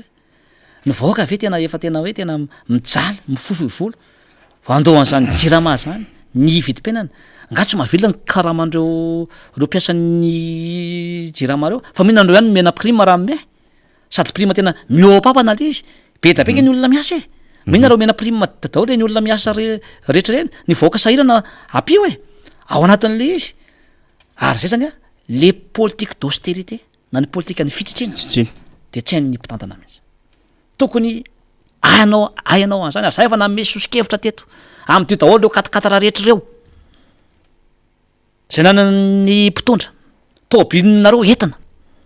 de am'tio reny a anaovana asa fampikarana atao de misy milimera firy milary nge fanire efa nataoko teto le côte tamreny raha reo tobily mpanjakanreo no amidy anaovana asa fampikarana omena asan'ny tanora mba mezaka daholo aloha rehefa tsy manana tomobile le mpitondra hatrany amy directeur ny ministère miakatra tokony tsy mila tomobily mpanjakana zany fa raha tsy mana tomobily eny a iga moto andanany zary mandeha moto ao anatin'le izy zany zany a tokony ataotsika le izy fa tsika le firenena efa tena hoe ny toekaritsika efa tena anaty antsana vahoaka efa zahirana ny mpitondra mbola ilibaliba ihany ao anatin'izay ny carburant reny hatrany amin'ny ministère carburant na ministre zany nge fanire reo mpiara-miasa amin'ny SGS ny DGS ny directeur any amin'ny présidence zany ayanao daholo reny fa tena manahirana le izy itsika hoe androso tena hoe voniny tsitsitrika vava fotsiny hoe anao zay mety anatsara mbola propagande zany fa ianao ary tsy manao an'le politika ny fititsiana ao anatin'le izy de raha misy kaboraraka fa matoa mivoaka tamin'ny tambasotra reny faniry de misy antony fa no fanadadiana izahay ao anatin'izay iny ary bonne note prise fa à titre d'information atsika voaka fotsiny zany satria nyresaka commission d'enquête parlementaire moa zany ny adefitsika teo de tamin'ny larbi teo no nanao tatitra ny amin'ny firosony ny asa zay nataony ny vaomera parlementaire manao ny fanadadiana momba ny télécommunication ny fifandraisan-davitra momba ny ravinala airport de momba ny raharahatry tany zany de fantatra zany fa nampitomboana enim-bolana indray zany ny asan'ny commission d'enquête parlementaire zany mba hahafahan'izy ireo mbola manohy ny fikaroana fanadadiana makasika andreo lafin-javatra nambarantsika ireo de iraritsika zany amina trango ohatran'izao mba tsy ho verivery fotsiny volam-panjakana dia hisy ny fanadadiana makasika an'izany raha zany eo kely fa zavaty zay le tenenao zay hoe commission d'enquête parlementaire nisy maromaro ny tenako mihitsy tamin'ny alarbi no nijoro nandray fitenenana hoe tsy ampy nyfanadadiana zay natao tam'ireo resaka na hafanana tany io na ny opérateur na voalazanao nisy commission d'enquête parlementaire momba fanana tany ahola de za misy no nangataka am'ireo commission d'enquête parlementaire reo faniry nanangatanana hoe allo ampitomboana le asa esana mba hitana ny fotony satria misy zavatra tsy manjary daholo reo zavatra rehetrarehetra ny tany saina reo taony de laha soma tsara le izy faniry hevitra iny za no nanangatanana tamin'ny arabe hoe allo fa tsy zavatra tematemaka fotsiny atao satria noho ny famihana tsinina de tsy ampy le fotoana le fanadadiana satria misy zavatra tsy mandeha mihitsy eto na resaka iny io na resaka inona ary io commission d'enquête parlementaire io de maly teny reo ary reo de rehefa miteny reo hoe itiny tsy mety de tsy maintsy arahana ny mpanatanteraka zany zay volavolana résolution zany zay omena ao anatin'izay d'accord ivadika am'loha hevitra faharoa monsieur le député de nanahitra mpanara-baovao mihitsy ary anisan'izany tena kolay interview zany nataon'ny ministry ny toekarena sy ny fitantanam-bola mikasika indrindra ny amin'ny hoe tsy manana olana ara-bola ny fanjakana am'izay adevitra mandeha hoe tsisy vola anatin'ny kitapom-bolam-panjakana ao fa mbola manao ny fanadadiana makasika indrindra ny amin'ny fangaraharahan'ny vola sy ny fahadiovan'ny vola zay kirakirainy ny fitondram-panjakana zany hoy izy ny mahatonga ny mety ho fahatarana eo anivon'ny karama sy ny indemnité ny PAT io moa zany tonga de subvention io de le indemnité de technicité io tonga de mitsofoka ny anatin'ny FSDP io zany ho an'ireo mpandraraha zany ary naiza io de misy an'izany rehefa sitrahany io nandritry ny taona maro be zany 25% io indemnité de technicité io ho anivon'ny mpandraraha zany de nefa io zany tsy nisitraka ny io zareo raha izay fahafaharoa ny amin'ny fond routier lay fer taloha zany na fond d'entretien routier zany indray dia lenambara zany fa misy vola zay taxe avy amin'ny alalan'ny solika sy ny sisa de affecté le izy natao aty aminay fomba fikojakojana lalana de natsahatra vokatry ilay hoe staff meeting nataon'ny ministère ny asa vavety dia teo no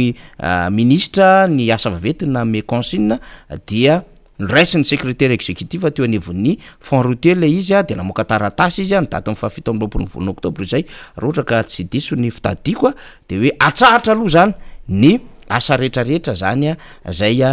voakasiky ty fond routier ty de tao anatin'izay zany nambara ministre omaly hoe misy fanadidana atao fa angamba ray volana lasy zay andriamatoa solombavam-boaka no nisy fitakinana maivay be teto amin'ny firenena ary mbola tsy tapitra reny fitakiny reny de ny teny premier ministre aza terenareo anaty grevy ny andokarama ny fitondram-panjakana de tam'izay na tezitra ny rehetra zay fa niokevitra zay satria chef de l'administration ny premier ministre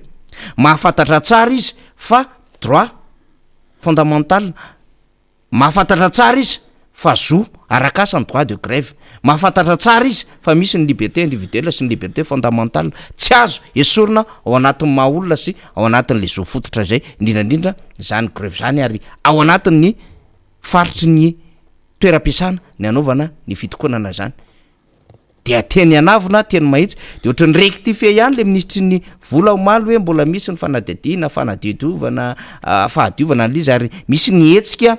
zay mitoya hetsika lehibe ao anatin'izao rehetrarehetra zay de eo am'le fomba fitantanana volam-panjakana am'izay indray matoa solombavam-boaka satria fantako ianao fa manampahaizana am'izany efa nisy fotoana ianao fanampianatra ny resaka administration publique ny resaka comptabilité nationale maromaro ny zavatra nyresahanao sy ny resaka famatsim-bola fa eto a tena te antany mihitsy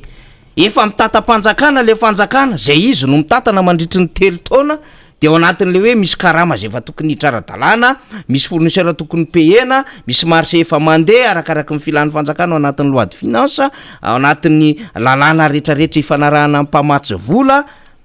ny indemnité tokony sitrahana zay ao anatin'lay rubrique n'lay karama raisy mipiasa isam-bolana de nefa de hoe misy fanadidina mandeha sy ny sisa inona ny azo andikana an'izany Andriamatoa député ny voalohany dia mety tsy hain'ny mpitondra angamba fa amina fitantanam-bola mpanjakana de misy atao hoe principe budgétaire zay tokony arahana ao anatin'zay principe budgétaire zay a misy technicien angeo tokony hainy zany misy natao hoe principe d'annualité misy koa natao hoe principe d'unité misy koa natao hoe principe d'universalité misy koa natao hoe principe d'équilibre zay tokony arahana misy koa natao hoe principe de sincérité ary ihany koa misy natao hoe principe d'efficacité reny rehetra zany anatina principe budgétaire tokony arahana mba hisiny ny fangarara zany a eo amin'ny lafiny fitantanam-bolona mpanjakana tokony han'ny technicien ambony amin'ny ministère ny finance zany rehefa tsy hainareo membre ny gouvernement ao anatin'izay nydika ny teneniko zay reo principe budgétaire reo zay sationa no teneniko reo zany a de tokony alaliny reo a ary misy tandrina sy ny fitantanana ao anatin'ireo principe reo ka matoa anao hoe tsy misy zavatra voalohary a misy rengy efa voasoratra amin'ny loi de finance LFI lalàna reny zay vidin'ny solombavam-bahoaka ary ho tanterahany ny mpanatanteraka fa maninona misy ny tsy voaloha any fera zao voalazantsika teo tsy voaloha be tabe misy retard amin'ny resaka karama ny dikan'izany misy kabraraka ao sy tsy fahaiza mitantana zany ao anatin'izany resa be zany hoe manadio aloha raha nadio zany ianao a misy principe ao arahana ao anaty tokony efa le voasotra de tokony arahanao tsy misakana anao tsy anadio kory zany ny fisiny zany tokony fandoavana ny indemnité sy ny karama izany reny efa mipetraka reny efa sarva fixe reny efa lalàna mipetraka reny efa ao reny ary tsy azoko tia reny tady teo rehefa misy compte hoe tia andaovana karama sy indemnité fa tsy azoko tia iny fa tsy maintsy atokana ho an'ny karama tsy azo anaovana gymnastique zay natao hoe administration publique gestion publique efa nampianariko teto zany mba ho hainareo mpitondra zange ho a mampianatra foana anareo noho nyle fitiavatandrazana sy malagasy sika ary mba tsara ho hain'ny vahoaka koa zany fa io zany a de misy zavatra tena tsy manjary eo fanira mba saina fa volany misy fa hoana tsy voalohanao ny karaman'ny piasa ny knap mady ny secret mady amin'ny resaka maro be examen be tabe ny toanina enina greviny inona de raha misy vola maninona zao ny fantrany le olona ao anatin'ny fantrany vahoaka ao anatin'ny nefa le vacation raha mbola mitova misy vola 2017 mbola misy vacation any amin'ny maine nefa misy ny vola mpanjakana tsy haiko de mahagaga ao izy hoe le tsy fahaiza mitantana izy sy le kabraraka sa hoe misy sanatry misy détournement na fonds public avy atao ao anatin'izay azo eritreretana zay zany a mampiaya ao anatin'izay rehetra ary tsy maintsy ho trasana ke faniry ary mahasolo mavombokanay za de aiko miakatra am'izay ty loi de finance faniry tsisy miafinampoka eo ary ny anaraka eo fa oza hoe ifankahitsika amin'ny fasafasy fa zay zany no tenako hoe misy tandrametaka zany ny fitantanana ny vola mpanjakana faniry am'izao fotoana zao ny devise efa natoriko hoe ahoana ny fomba fanampidirana vola be eto amitsika efa nanorana zany ake tamin'ny kitapabolany fandaratsika ahoana ny politika na devise zay tokony atao ary evy reny investissement reo efa isokatra zao ny afrontière rapitso ho any long courrier io de mba mahaiza manao négociation mba hisy mpandrarana ivelany eo mba andrara eto mba hisy orinasa ataony eto de mitondra devise ao atsika de mampiasa malagasy miasa ao koa de sady mitondra za devise reny no mamahita asa le malagasy ao anatiny sationany zany io arem-pirenena io ny rapartement de devise mba sio contrôle etitra io ao anatin'izay be tabe faniry ny zavatra zay tokony atao hitondrana nyty fireneny ty ary za efa miteny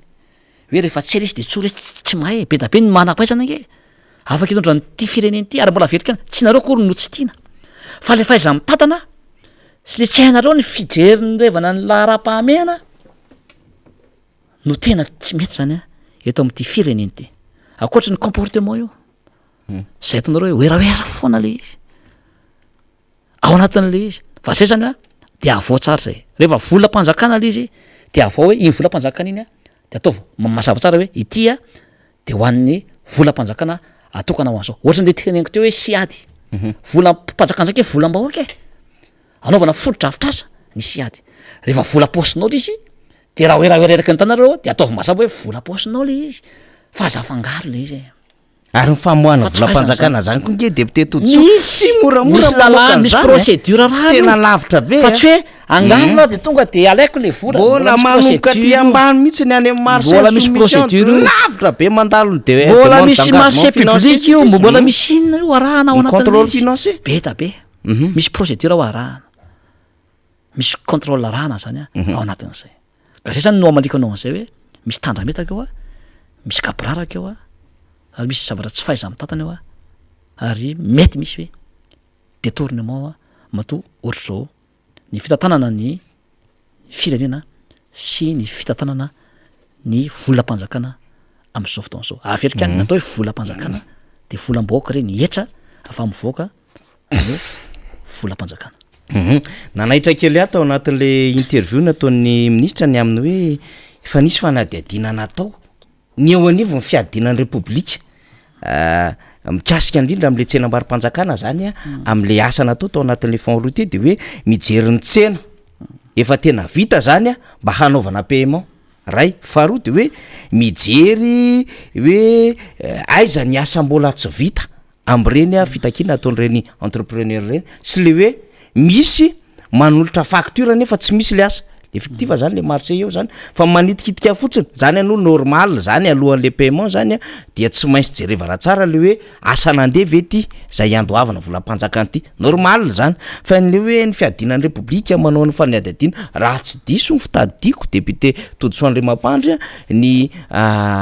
branche anankiray na ny organisme anankiray zany ny IGE na ny inspection générale de l'État zay manao ny fanadiadiana momba ny fikirakiram-bolam-panjakana sy zay mety hoendriky zavatra mety aiahina dia mifandraika na manimo zany rattaché amin'ny présidence ary ny ordre de mission reo ara de tsy maintsy akatoavy ny eo anivon'ny présidence vo afaka manao ny asany de ty nefa ohatrany hoe mbola misy ny fanadiadiana ataon'ny fiadinan'ny repoblika de io zay hoe fanadiadiana inona moa ny ataon'ny fiadinan'ny repoblika zany zavatra mila metrahany zany zareo ara ny tokony anadiadian-javatra mikasika an'ireny déplacement sy reny fandanimbola miopapana tany ivelany reny raha tsy ilaza fotsiny tsika tany amin'ny MEDEF zany reny déplacement zay amina fitokanan-javatra kely reny nefa andanimbola be zay efa mivoaka tany tambajotra social hoe misy vola amina lafiny hôtel fotsiny restauration sy sisa amina tapitrany amina anjato tapitrany reny vola reny mbola tokony anaovana fanadiadiana de zareo ndray zany no mivelonaka io moa zavatra manahirana misy fotoana tamin'ity taon'ity le misy an'le hoe anafina agence nationale ny anti-fraude de ao anatin'lay présidence ihany le izy de ity ndray zany hoe manao fanadiadiana présidence fanadiadiana ina moa tokony atao présidence ka tsy fatako makasika am'izay député Todsoa ny amin'ny hoe misy fahefana hafa ave akoatran'le misy ny IGE sy ny sisa ary raha mifahafantarako ohatrany tsy haiko na misy direction an'izany na tsisy am'izany eo anivon'ny fiadinan'ny repoblika satria indraindray le izy ohatran'le hermady zao mila mandefa lista ny anivon'ny fiadinan'ny repoblika de ry zareo ihany mahafantatra an'le hoe reto a le anisan'ny mpandeha andeha sy ny mpandeha tsy andeha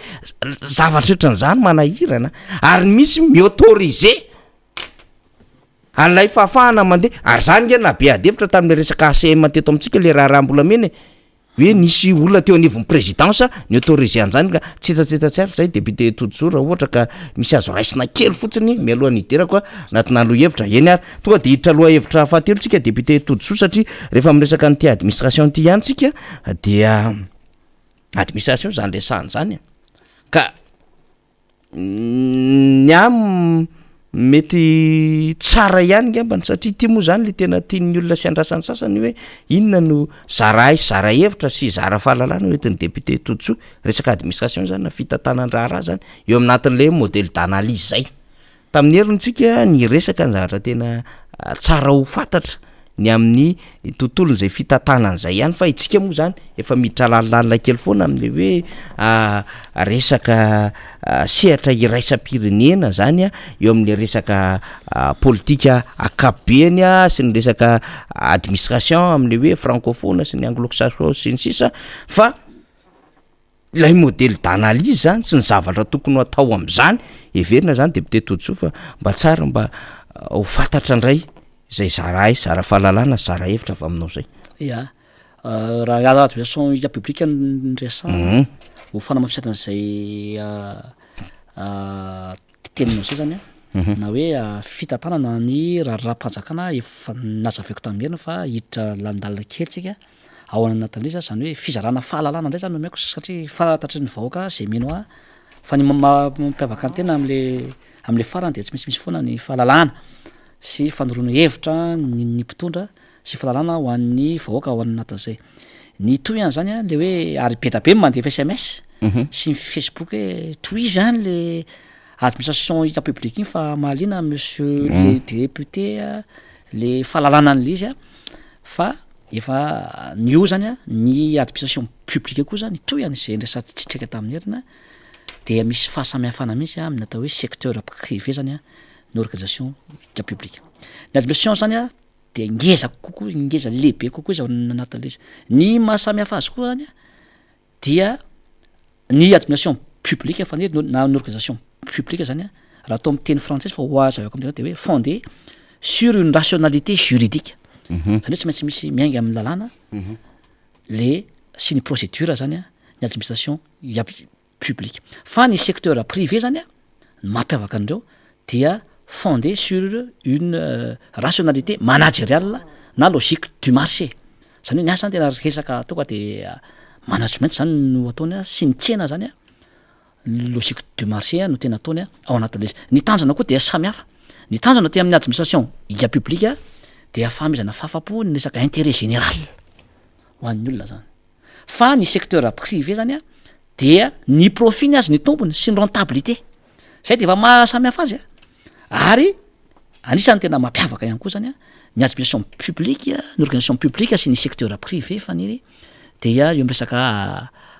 asa zany misy sécurité de l'emploi kokoa zany hoe misy asa stable kokoa zany ny aty amin'ny administration publique satria efa nazavantsika tamin'ireny fa miasa anatin'ny administration publique de resaka service public ny fonctionnaire ny fonctionnaire zany rehefa tafiditra rehefa miasa anatin'ny administration publique anankiray anao de lasa mpiasa-mpanjakana zany hoe ny mpiasa-mpanjakana rehefa tafiditra ianao manana an'le IM na matricule de maharitra ianao anatin'le izy zany tsy matahotra tsony hoe esona raha pipitsy ve sahoana c'est le hoe fonction publique de carrière resahako tamin'ny heriny hoe misy modèle anankiroa le modèle francophone sy modèle anglo-saxon ny tsika zao mbola modèle francophone anao raha tsika sy zanatany français tsika de io foana nanalitsika copie-coller rehefa tafiditra ao anatin'ny asa anankiray efa mpiasa-mpanjakana le olona zany anatina administration publique zany de milamina izy ray volana na tanjany ny tanjona na tsy tratra ny tanjona faniro anatin'le izy fa ny karama ndray amin'iny somary kelikely raha hoanina amin'ny secteur privé fa ty amin'ny secteur privé indray anao ny nama zany misy précarité de l'emploi zany hoe miozongozy ianao raha eson'le mpampiasa anao androany de androany na raha-piso na am'ray volana de tonga de miala ianao faniry fa ny karama kosa misimisy kokoa ny any amin'ny privé raha hoanina amin'ny asa-mpanjakana zay zany anisan'ny mahasamihafa azy zany ao anatin'izy nay zany manana statut na fonction publique zany le administration publique ary efa nazavaiko teo zany iny hoe les fonctions publiques lasa misy fonction publique de carrière zany ianao anatin'le izy eto Madagasikara zao de zay fa ny modèle anglo-saxon zao misy firenena africaine maromaro zay zanatany anglisy de lasa rehefa tafiditra izy anatin'le administration miasa de fonction publique de poste ndray ny azy zany hoe misy resaka consultance zany miasa ao zany hoe durée déterminée voafetra zany le esanao zany hoe 6 mois ny esanao na herintaona de mila résultat ianao fa ianao tsy mpiasa raikitra tsy fonctionnaire azo mifanitsara ve izy fa ny karamanao x5 x10 noho le aty amin'ny fonctionnaire le miasa aty amin'ny modèle francophone de noho zay lenao zany mila résultat ny olona de mamony tena misy le mpiasa anankiray zany a miasa mitady résultat ho an'le organisation na ho an'le administration de afaka simonao ainao ny contrat anao a de misy olona ndray eo vaovao ifaninana aminao de tsy maintsy mizaka foana zay anao hitazomana an'le poste anao ao anatin'le izy ny afaka koa nevany a mivoatra mba te azo an'le poste te hiasa izy de tsy maintsy mizaka foana zany le olona tafiditra ao anatin'le administration ny modèle anglo-saxon a manompana ny fahaizana na ny comportement io na ny ponctualité na ninona tsaraina daholo tsaraina daholo a de tena miasa tsy mahagaga na ny zanatany anglisy faniry anisany zany a mandroso a no zay toe-javatra izay raha mantany zany tsika hoe maninona ny zanatany frantsay tena tsisy mazara fa mandroso fa ny zanatany anglisy mandroso a anisany zany tia resaka administration publique ty mamboly voky tsy mamboly voky neny mpiasa neny fonctionnaire gasy satria io a de nilovaina tamin'ny zanatany frantsay zay zany le tokony anavaozantsika le nouvelle gestion publique resahako tamin'ny heriny hoe mila miova daholy namena renforcement de capacité anao a na omena formation tsara zany anao ao anatin'le izy a na ny comportement miova daholy a na ny valeur anao a na ny sotoavina zay omena zany a ao anatin'le izy point d'interrogation zany no atao ho an'ny mpitondra sy ny mpanao politika sy ny société civile sy ho an'ny vahoaka malagasy raha hiditra am'izay ve tsika de ahoana anaiky an'izay ve reo mpiasa mpanjakan'reo a vonina am'zany ve ny mpitondra ao anatin'le izy a baraingo iny apetraka ho atsika rehetra misokana ny ady hevitra ao anatin'izay hoe hiditra am'le modèle refa tsika sa hitazona an'le modèle refa azaraina sa hiditra amy tena hoe modèle le teneniko tamin'ny heriny hoe mamalagasy atsika jereva ny neny hafa sy zany a neny fireneny debe a de adaptena ny zava-misy a de tsika ny mamoaka ny modèle mamalagasy atsika zany hoe amin'ny administration publique malagasy na mode de développement ala malagasy a no tokony atao a ao anatin'zay zany kindry fomba fitantanana faniry mijery alavitra ianao mahay mijery ny hafa ianao a de tsy makatahaka be fa tany fa adaptenao ny fotom-pisainana an'izy sy ny fahaizanao sy ny kolotsainanao a de zay ianao mamorona ho anao satria tsika manana ny anitra ho atsikatsika manana ny arepirena ho atsikatsika manana ny fomba fisaina tsikatsika de zay ny tokony atao zany a eto Madagasikara ho amiko manokana aloha de le fahatelo ty no tsara kokoa na resaka fambarotsony io na resaka administration a na resaka zavatra hafa io a faniry amin'ny akapobeany hiditra am'le fantaninanao am'izay hoe ho fitiniko le izy faniry am'le TFM teny fosy mazava satria efa mandeha ny fotoana ny fantaninteur azoko de hoe inona avy reo karazana modèle d'analyse amy resaka administration misy dimy eo izy faniry zany a zay ho resahako androany ny voalohany de misy natao hoe approche pluridisciplinaire de l'administration ny faharoa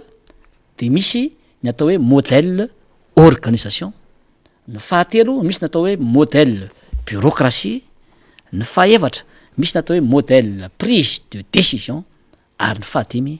misy natao hoe modèle analyse des systèmes tokony mafiana zany ny olona mpitondra faniry rehefa tantana administration publique anankiray anao raisiko tsara resy fa ho fitiniko a satria raha ho développé keto zany a lava de lava fa ataoko amin'ny fomba tsotra miora takatry ny vahoaka malagasy a sy ny mpitondra le voalohany approche pluridisciplinaire de l'administration a de misy ao ny atao hoe approche juridique mijery amy resaka lalàna zany fandehana lalàna ao anatina administration misy koa natao hoe approche mécaniste zany hoe miresaka amin'ny resaka ingénierie na resaka io a informatique na technologie na resaka bâtiment zay ho atao a ary misy koa natao hoe approche organique ao anatin'io a ny dikan'zany de fitambarana social zany a zay dinihana ao anatin'le administration ny faharoa le modèle organisation io modèle organisation rehefa miteny zany tsika hoe modèle organisation no dinihana sy fakafakaina de jerevana am'izay a ny rafitra zany a ao anatin'le administration hoe misy rafitra inona ny structure formelle ao a inona ny structure informelle de inona ny rôle ny tsirairay zany a ao anatin'le izy a mba ifandaminana nisy zava-misy a ao anatin'le administration ary ao anatin'izay de jerevana zany le maha olona ny olona zany hoe le satisfaction humaine zany hoe inona ny facteur de satisfaction zay ao am'le mpiaramiasa ao anatina administration a inona ny motivation zay tokony ho atao ao anatin'le izy a ary inona ny atao hoe facteur d'implication zany hoe mba hiara andray anjara le olona amin'ny zava-misy zay misy zany ao anatina administration. Zay zany no tena diniana ao anatin'le modèle organisation. Le fahatelo tena atao hoe modèle bureaucratie. Inona zany modèle bureaucratie zany a de hoe miasa ahoana ny miasa en équipe ao anatin'le administration. Ahoana ny obéissance zany hoe ny fankatoavana zay misy zany a diniana ambony ambany zany ao anatina administration zany a amin'ny ankapobeny. Ahoana les valeurs traditionnelles le sotoavana le inona le pouvoir ao le autorité le prestige le voninahitra reny zany ny culture africaine faniry salam Madagasikara de tena mikoto be reny ao anatina administration gasy satria ny administration gasy a de tia an'izany hoe autorité, tia an'izany hoe pouvoir, tia an'izany hoe prestige. De reny zany no diniana sy fakafakaina zany a ao anatin'izay modèle bureaucratie zay. Ary ny faefatra de le hoe modèle prise de décision. Rehefa mijery an'izay nareo hoe modèle de prise de décision zany isika de hoe voalohany jerena de hoe ahoana ny fomba fakafakaitsika ny olana zay misy. Valabo ty raha ny amin'ny tokantrano ary na ny association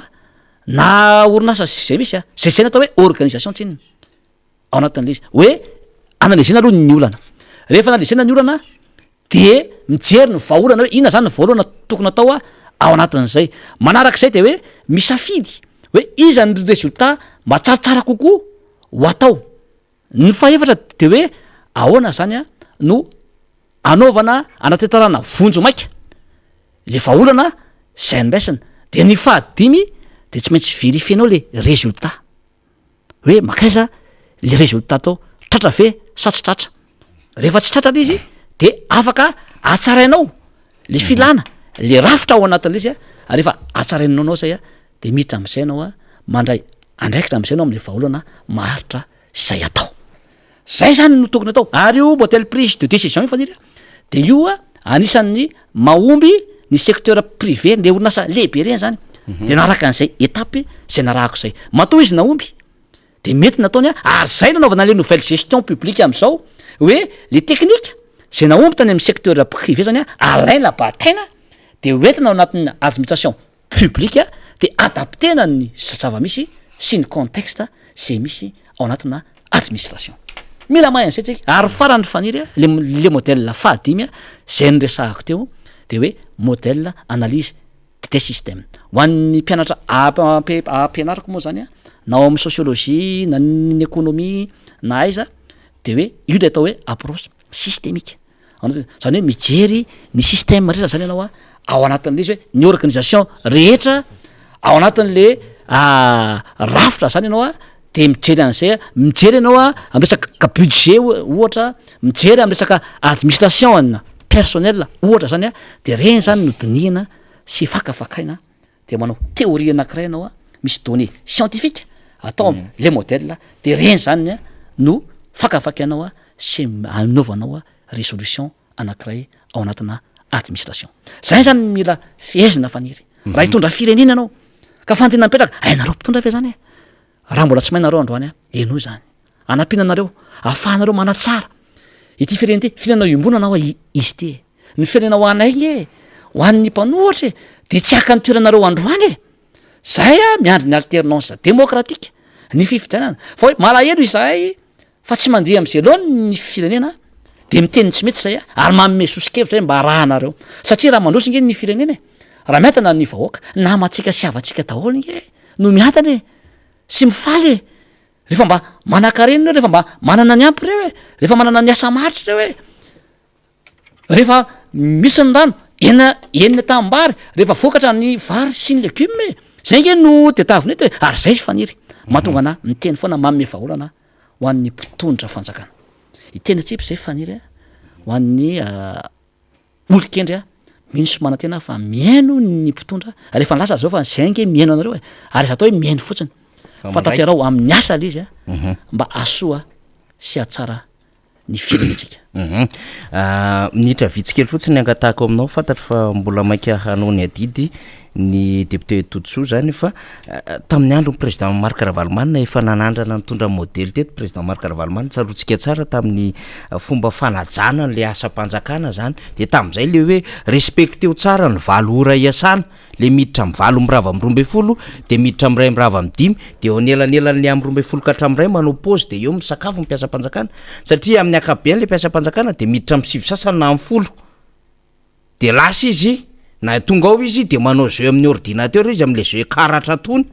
de rehefa aveo zara fa mandray olona sy ny sisa de eo indray izy am'roandray izy tonga eo ampiasana na am'roa sasany amin'ny 4 izy de efa lasa de napetraka président Marc Ravalomanana tsara iny fomba fanajanan'olo iny le nitenenao ponctualité teo sy lay sériosité le fahamatorana eo anatrehan'le asa sy le hoe tena mamea an'le service satria service public lay tontolon'ny asa de mamea an'le service tena hoe ho an'ny vaoaka satria tsy mpiasa-panjakana kizitinjitina tsy mikitakita fa mpiasa-panjakana sarika madio tsara mpiasa-panjakana manolotra vahaolana an'lay mila an'le asa zany le service no tadiavina de tamin'izay moa rehefa nitondra zay président Marc Ravalomanana de hoe didjadony io hoe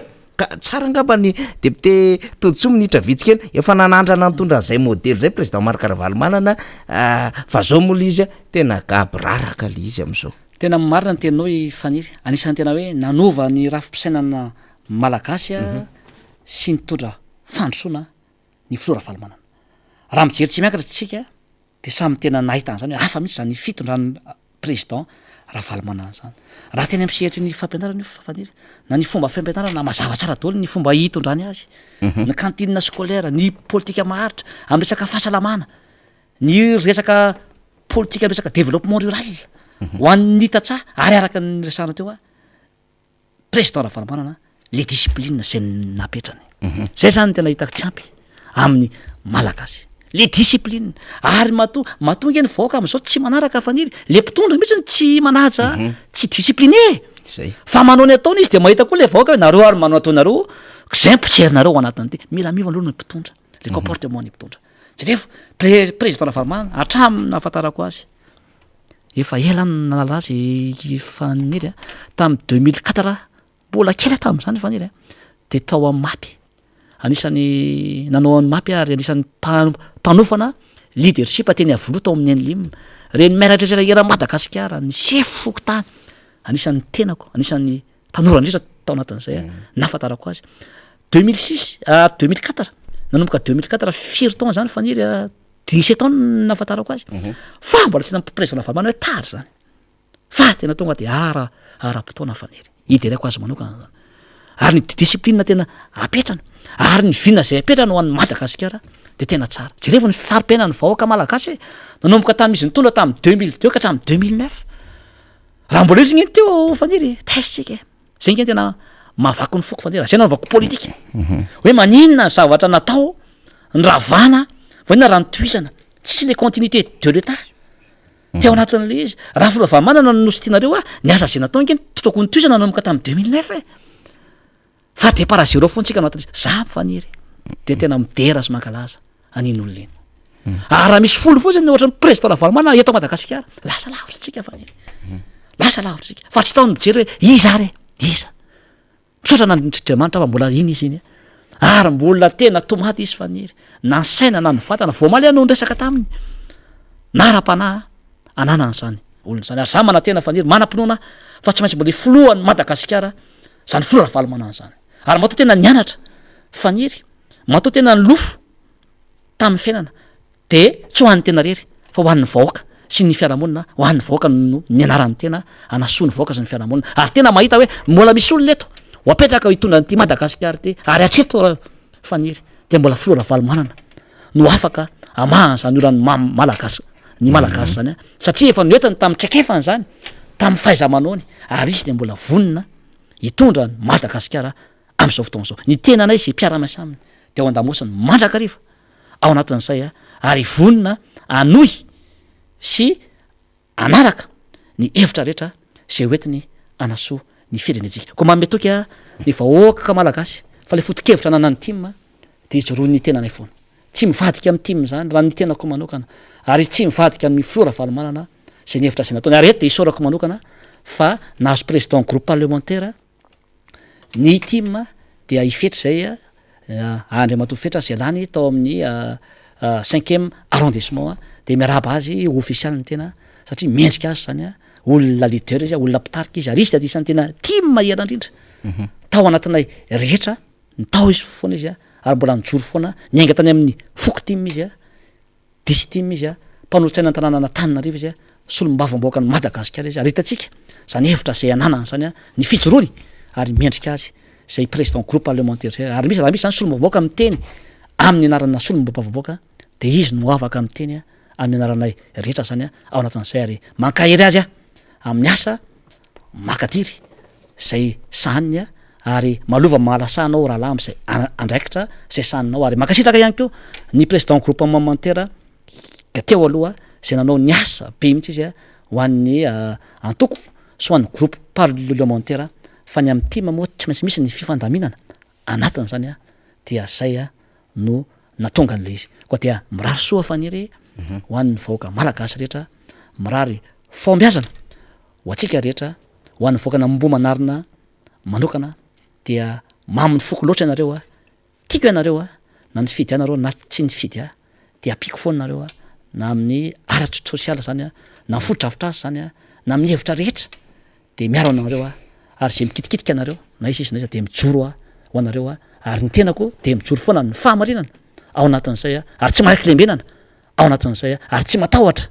na izy na iza fa tsy maintsy mijoro ho an'ny vahoaka satria fantatro fa vahoaka ao an-damosy koa nareo no arma koa ao anatin'le izy de mino sy manantena fa isy foana ny faisakina sy ny fiarah-miasa eo aminatin'ny antoko team rehetra sy ny vahoaka malagasy rehetra zany izy zay fiombonam-po mampanahy zay fa azakivy isika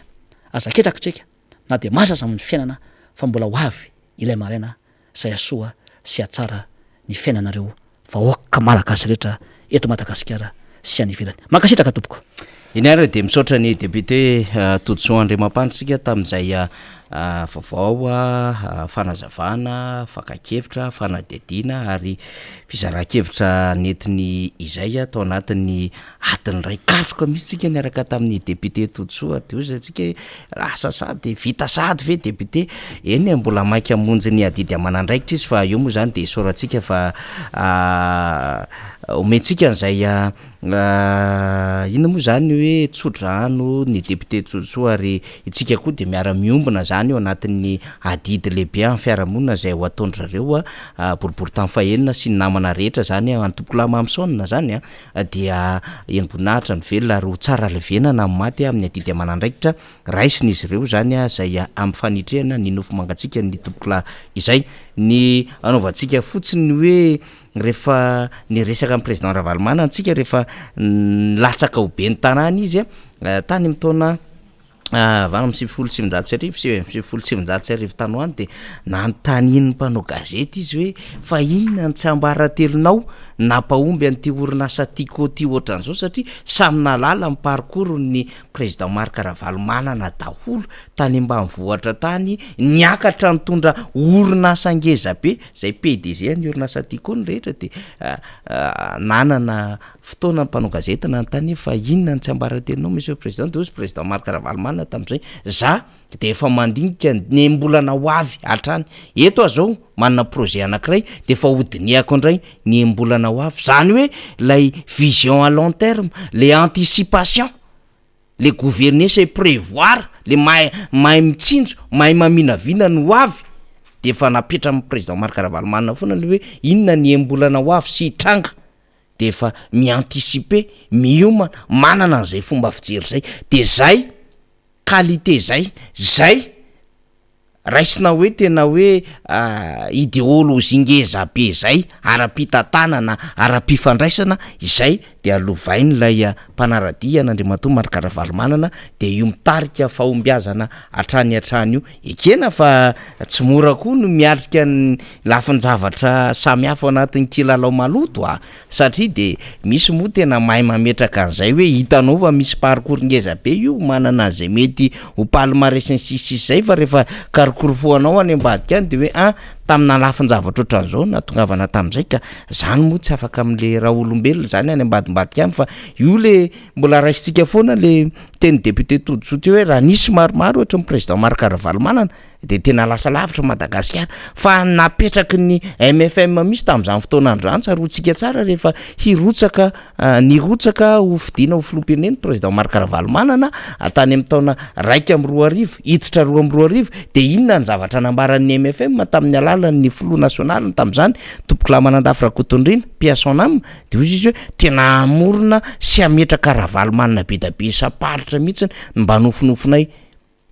lay fanazava-kevitra tamin'izay hoe inona moa ny tena resahana amin'izay tena tena misy malagasy manan-karena ary mamokatra indostria vaventy eto Madagasikara ary mampiroborobo ny vahoaka rehetra any ambanivohitra zay ny eritreritra ian'izany zany hoe any amin'izay toerana rehetra le na commune na district na faritra satria nanao le karazana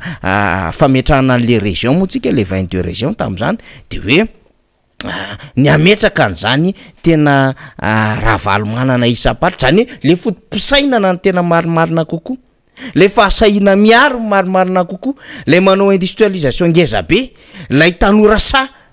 mamokatra orinasa manangana orinasa sa miinvestir ary sa miaffronter an'ilay banky am'izay mety fepetrapetraky ny banky sa miaffronter am'ilay tompom-bola na projet ngeza be ahafahana zany hoe za manana an'ity zavatra ngeza be anankiray tiany projet ho ataoko ahoana ny fomba ahitako mpamatsy vola amin'io fa afaka mametraka fanamby ity de hitondra zavatra anankiray ngeza be de niditra atao anatina resaka produit laitier zany ny filoha Marc-Ravalomanana de nyroborobo tsarotsika tsara tamin'izany fotoana andrany taty amin'ny taona 20 tena natanjaka ary nyroborobo ary de mbola io mandeha io hatramin'izao fotoana izao zany na dia izana hosiparana ary fa reny de lay foto-kevitra nahatonga ny tanora malagasy hoe za koa kay afaka manao zavatra fa ty misy tanora anankiray niary avany ambany vohatra mihitsy ny tonga taty ambony nanao zavatra ay azo atao manao an'izay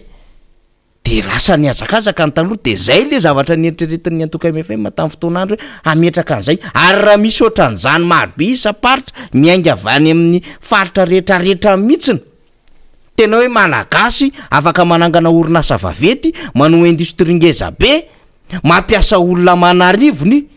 mitondra an'le vokatra malagasy zay tena sarotiny amin'ny vokatra malagasy de matanjaka amin'izay fotoan'izay lay circuit an'ilay devisy voka sy miditra eto Madagasikara matanjaka amin'izay fotoan'izay le toekaren'le malagasy satria manao exportation tsika fa tsy voatery manao importation be da be ohatran'io zay nge ny faniriana atao anatin'le izy ary nanomboka tsapany rehetrarehetra zany fa ty mo ny politika no mibaiko ny toekarena sosialy rehefa tsy metimety amin'ny sasany le izy dia ninjera le économie taty amin'ny 7 zany rehetrarehetra zany anaovantsika fampatsahivana kely fotsiny efa takaiky eto ry Miara Manonja mintsika fa teny resaka amin'ity fisokafan'ny volana long courrier ty ry Miara Manonja satria rapitso enina ny volana Novambra efa tamin'ny volana Oktobra faraparany teo no nisokatra le sidina ato anatiny amin'ny faritra manodidina Madagasikara le hoe La Réunion Maurice ohatrohatran'izay régional iny dia andeha amin'izay zany zao lay long courrier le mahazatra an'le hoe any Europa sinsisy ohatratran'izany de inona ny zavatra hitranga efa manomboka tena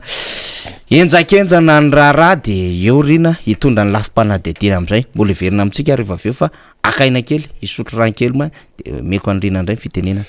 eny ary misaotra ny faniry razafy manatany nitondra n'izay fanazavan'izay isaorana ihany koa ny député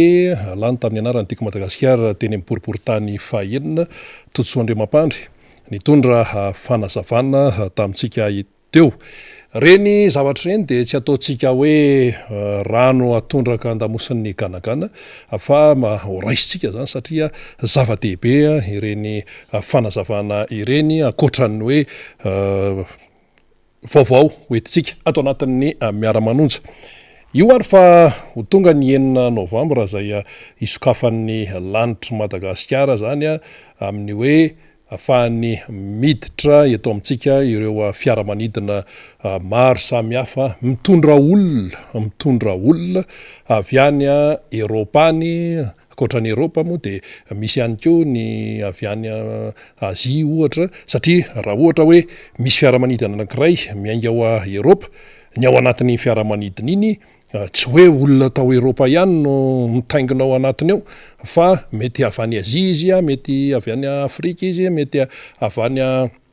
Amerika izy tonga ao Eropa dia manao transita dia mifindra fiaramanidina dia tonga aty Madagasikara. Ao anatin'ilay fiaramanidina mazava loatra fa misy teratany malagasy ao ary ny ankamaroany dia ren'ilay malagasy efa tafahitsoka nandritra ny fotoana maro zany tany ivelany tany iverina tanindrazana fa eo ihany koa ireo vahiny. Zaraintsika telo lehibe ilay fanazavana resantsika aloha hoe inona ny zava-misy eran-tany amin'izao volana Novambra 2024 zao amin'ny resaka coronavirus indrindra ny ao Eropa. Dia avy eo tsika amin'ny teny hoe inona ny zava-misy eto Madagasikara amin'ny resaka coronavirus io ihany amin'izao volana Novambra 2024 zao. Dia amin'ny tapany fahatelo sika iresaka ny aminy hoe raha zay ny any ivelany raha zay ny eto Madagasikara ahoana zany ilay hoe fidiran'ny fiaramanidina avy any Eropa hiditra eto Madagasikara na le long courrier izany. Raha ny tsy ataontsika hoe sarotra be fa ataontsika tsotra dia tsotra mihitsy ilay fanazavana satria Miara Manonja moa zany dia atsika mianakavy izy ity. Raha zava-misy any velany any aloha zany aloha no resantsika dia raha ny ao Eropa manokana dia efa memangatsiky ny andro. Rehefa memangatsiky ny andro hoe miditra amin'ny vanim-potoana ny ririnina ny any Eropa dia araka ny fanazavana manam-pahaizana mahazo aina ilay coronavirus zany dia aingana be zany ny fiparitahana izy io rehefa amin'ny vanim-potoana mangatsiaka. Avy hatrany dia ny teniny fikambanany raisam-pirenena momba amin'ny fahasalamana na ny OMS fa zava-doza no hitranga indray satria ao Eropa zany amin'izao fotoana izao raha isika ohatra hoe Frantsa, i Angletera, i Italia, i Allemagne amin'ireny firenena ao Eropa ireny zany zao dia aingana be mihitsy ny fisiany antsoina hoe nouveau cas na ireo olona vaovao zany tratran'ilay virusny ity le corona ity zany. Dia izy io zany tsy vitany hoe mandeha fotsiny amin'izao zany fa atao hoe tsy mifidy toerana, tsy mifidy taona ihany koa ary le olona izay mitondra an'le izy dia tsy hoe mipetraka fotsiny ohatrany fa mandehandeha alay tsisy famantarana avy hatrany hoe hita ety ivelany zany fa ao izy miotrika ao anatin'ny tenan'ny olombelona ao zany. Raha ny taremarika tsotsotra fotsiny zany zao dia i Frantsa efa mihoatra ny any amin'ny 3 alina isan'andro ny olona vaovao mitondra an'ity coronavirus ity isan'andro ary Frantsa nefa dia efa voasokajy ao anatin'ny firenena manana ambony any amin'ny fanaovana vaksiny. Betsaka ny vita vaksiny fa mbola betsaka ihany koa no olona vaovao tratran'ity corona ity. Raha ny any Grande-Bretagne indray dia efa mihoatra ny 4 alina isan'andro ny olona vaovao zany vita testa mazava loatra fa mitondra an'io coronavirus io nefa ny any amin'ny zareo Britanika ihany koa dia efa ambony ny tahan'ny fanaovana vaksiny. Dia miazakazaka be zany ilay fiparitahany ary laza ny OMS hoe ao Eropa dia antsoina hoe épicentre zany hoe miainga ao zany ilay aretina ary le olona ao Eropa dia miparitaka manerana an'izao tontolo izao makany Amerika izy, makany Azia izy, makany Pasifika izy, makaty Afrika izy, tonga aty Madagasikara dia izay zany no tena atahorana amin'izao fotoana izao hoe épicentre Eropa ary rehefa miparitaka ireo olona ao Eropa ireo dia aingana ny fiparitahany aretina manerana an'izao tontolo izao amin'ny fomba ahoana no atongavany aty Madagasikara nefa isika nosy amin'ny alalan'ny fiaramanidina tompoko no atongavan'ireny aretina ireny zany anisan'izay ny coronavirus. Zay zany le zavatra miseho amin'ny maneran-tany aloha indrindra ny ao Eropa. Zany hoe efa mampatahotra be mihitsy ny zava-misy ary mbeo an-tsaina hatrany ilay vao nanomboka ty corona ty de fa ny teny ny président Marc Ravalomanana ny teny ny mpanohatra ohatr zao tsara mihitsy le fitrangan-javatra hoe idio ny sisy tany aokitsika mba samy hitandrina fa ohatr zao sy ohatr zao sy ohatr zao ane no zavatra mitranga any ivelany any fa tsy taitra le fitondrana tam'izany fotoana zany tsy ampafirin'ny kolera io hoe zay moa fa tsy te amerina ny rentsony fa hoe raha hoe ho alefa eto ny tenin'ny mpitondra fanjakana fa zay fotsiny no ny teneny zareo hoe tsy ampafirin'ny kolera io hoe tsy ampafirin' zao io hoe tsy ampafirin' zao io hoe raha misy an'izany vaksiny zany reo mpanohatra zao no tsondronina vaksiny voalohany zany no ny tenenina nefa olona mpitatana ve ianao de zany ny zavatra tenanao ary tsy vitany hoe mitantana fa mitondra firenena ary lay atsona hoe capacité d'écoute na hoe mifaiza-miaino de tsy tao mihitsy tam'ireny fotoany reny dia tafiditra teto Madagasikara lizy zay vao mikiropaka am'izay mikiropaka tatsa mikiropaka taroa tafiditra le olona fantatra fa hoe mitondra ny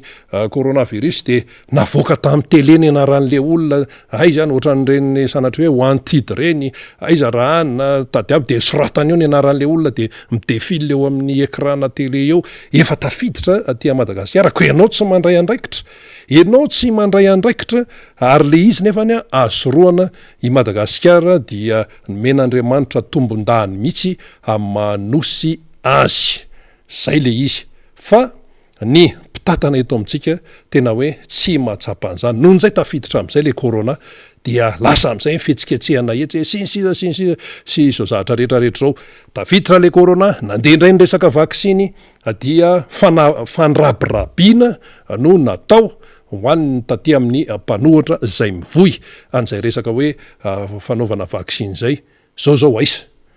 nga ianao tafiditra ny ivelany mandeha mamonjy n'izao hoe fionana rehetrarehetra zao raha tsy vita vaksiny ary ny any ivelany tonga de entitra amin'ny raharaha zany tahaka nytony satria aretina le izy ary verimerina foana hoe aretina mahafaty ary rehefa aretina zany de misy fiatraikany eo amin'ny toe-karena sy ny sosialy sy ny fiainana isa-tokantrano izany zay zany no mitranga eo amin'ny any Eropa sy eo amin'ny sehatra iraisam-pirenena amin'ity raharaha ity efa nyteny OMS ity zany tsy hoe ny mpanohatra eto Madagasikara fotsiny no miteny fa efa ny OMS mihitsy asa raha ihaino indray ny mpitondra fanjakana eto amintsika na tsy ihaino ary le izy tsaro mariana fa io ane rehefa miparitaka ny corona tsy hoe ny mpomba fitondrana am'izao fotoana zao tsy vo fa ny mpanohatra ihany ny voan'io raha angamba ohatran'izay angamba de vao mainka angamba mety mandihy mihitsy ny sasany any ambadibadika any fa rehefa miparitaka io corona io tsy misafidy io fa zay tratra aloha de tratra de sitrana ny maty de maty ihany ko raha ny zava-misy eto Madagasikara indray ny resantsika am'izao fotoana zao dia hita hoe tena tsy araka ny tokony ho izy ny fiarovana malagasy amin'ity corona ity aloha tonga de tsorona mihitsy hoe tsy voaro ny malagasy ao anatin'izay fiatrehana ny corona izay ny olona tsiraray aloha tompona andraikitra amin'ny tenany izy marina zany tsisy mandahan'izany mihitsy fa misy mpitarika ao misy tompona andraiky mpanjakana ao ary averimberina foana ny fitenenana ny tenen'ny président Marc Ravalomanana foana izy ty hoe tsy izay tian'ny olona neno atao fa izay mahasoa azy averina indray-pandeha tsy izay tian'ny olona no atao sy hoe zay ampirevirevenany olona no atao fa izay mahasoa azy zava-misy anefa am'izao fotoana zao ohatra le fampirevirevenany olona no tena ohatrany hoe lasa ery aloha ary fa le mahasoa de miverina hoe inona ny lara-pahamena lara-pahamena sy mahasoa an'le vahoaka tsy araka ny tokony ho izy hitantsika amin'ny fiainana isan'andro san'andro any zavatra fary mahamaika zavatra fary no hitrosana vola be zavatra fary no andany-potoana fa ilay tena hoe aim-bahoaka aina izay le hoe aina izay dia tsy tsapa ny besony maro ny tena hoe fikarakarana azy ao anatin'izany resaka vidim-panafody ao anatin'izany resaka tobim-pahasalamana ao anatin'izany aim-bahoaka zany ny resaka vidim-piainana rehefa tsy mahavidy ny sakafo hoaniny ianao de tsy maintsy maty ianao nefa raniko tsy ampy sakafo dia izay ny fandehany mbola ao anatin'le aimbahoaka daholo zany tsy voakarakara zany ka raha miresaka sika hoe coronavirus sy ny hoe tsy voaro araka ny tokony izy ny malagasy de mazavabe zay tsy misy zavatra foronina io zao efa karazana vaksiny firy zay ny teto AstraZeneca moa zany iny efa nandeha teto iny de nisy ny première dose nisy ny deuxième dose de rehefa nandeha le izy de misy fehmpotona no anaovana an'le tsindrona raha my première dose fotsiny ohatra dia tsy lany ilay vaksiny première dose zany hoe tsy araky izay nafarana zany no tonga nanao an'le tsindrona misy fehmpotona iny fa tsy hoe afaka hoe amboamboarina ohatran'ny ety amin'ny resaka sakafo sy anina ty de rehefa tapitra ny fehmpotona de tsy maintsy potehana teto Madagasikara no nisy an'izany hoe vaksiny no potehana izany satria lany daty tsy tonga ny olona nanao an'ilay vaksiny dia zay ambony eo zany tsy maintsy mipotehana gaga zao tontolo zao any Madagasikara misy an'izany nandeha indray ny deuxième dose tamin'le AstraZeneca iny de rehefa nandeha ny deuxième dose raha ny atao hoe lojika zany dia ireo olona ny tsindrona ny première dose zany le eto amin'ny sandro eto moa fahalalantsika azy de tokony manao an'ilay deuxième dose zany fa tsy ireo rehetra na vita amin'ny première dose indray no nanao an'ilay deuxième dose fa ny atsasany fotsiny de ny ambony zany ny ambon'le vaksiny zany niaka teo ary nisy fotoana tamin'ireny toeram-panaovam-baksiny reny tompoko de nangingina be mihitsy tena nangingina tsisy olona rery zareo tompona andraikitra amin'ny fanaovam-baksiny moa de mipetrapetraka fotsiny de fampiresadresaka eo de gaga ny tena hoe fa maninona raha no zany no zavatra mitranga fa maninona no zany no zavatra mitranga de mety iteniny sasany hoe ka le olona ne mety izy mihitsy tsy taitra io ihany ko tsy terena sy ohatran'izany mety marina zay amin'ny lafiny anankiray fa ny tena marina de izao lay fandresen-dahatra no tsy ao ary lay fanomezana modely izay tokony ataony ny mpitondra no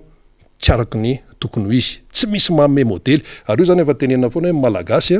mora mandray zavatra izy ary mora makatahaka izy raha mpitarika azy no manome modely hoe zao de le mpitarika mihitsy manao de tenenina miteny tena misamyseho vahoaka mihitsy hoe iny fa nanao vaksiny première dose iny ray nanao vaksiny deuxième dose afa mifetraka an'izay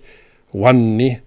fomba fisainan'ny malagasy zany fa hoe zay zany no izy mipitarika atsika mihitsy eny efa manao an'lay izy de andao aritsika natateraka ihany ko zay no toetsainy ny malagasy fa rehefa tsy manome modely tsara zany ny mpitarika azy sy mpitatana dia eo ihany ko lay malagasy fa miazoazo ao dia tsy taitra izy fanontaniana petraka zany de hoe maninona no ambambe tsy mihoatra ny 200 akory ny temps fanaovam-baksiny corona zany eto Madagasikara tsotra ny valan'izay tsotra de tsotra satria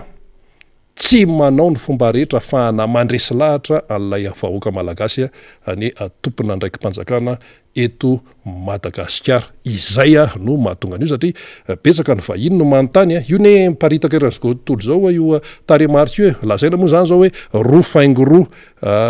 isanjato na atao hoe hatrany amin'ny 10 isanjato raha vita vaksiny iarovana amin'ny corona mbola ambany zany de tsika mbola tia amin'ny 2 aty io raha mbola mampametra mpanontany io taremarika io 2 isanjato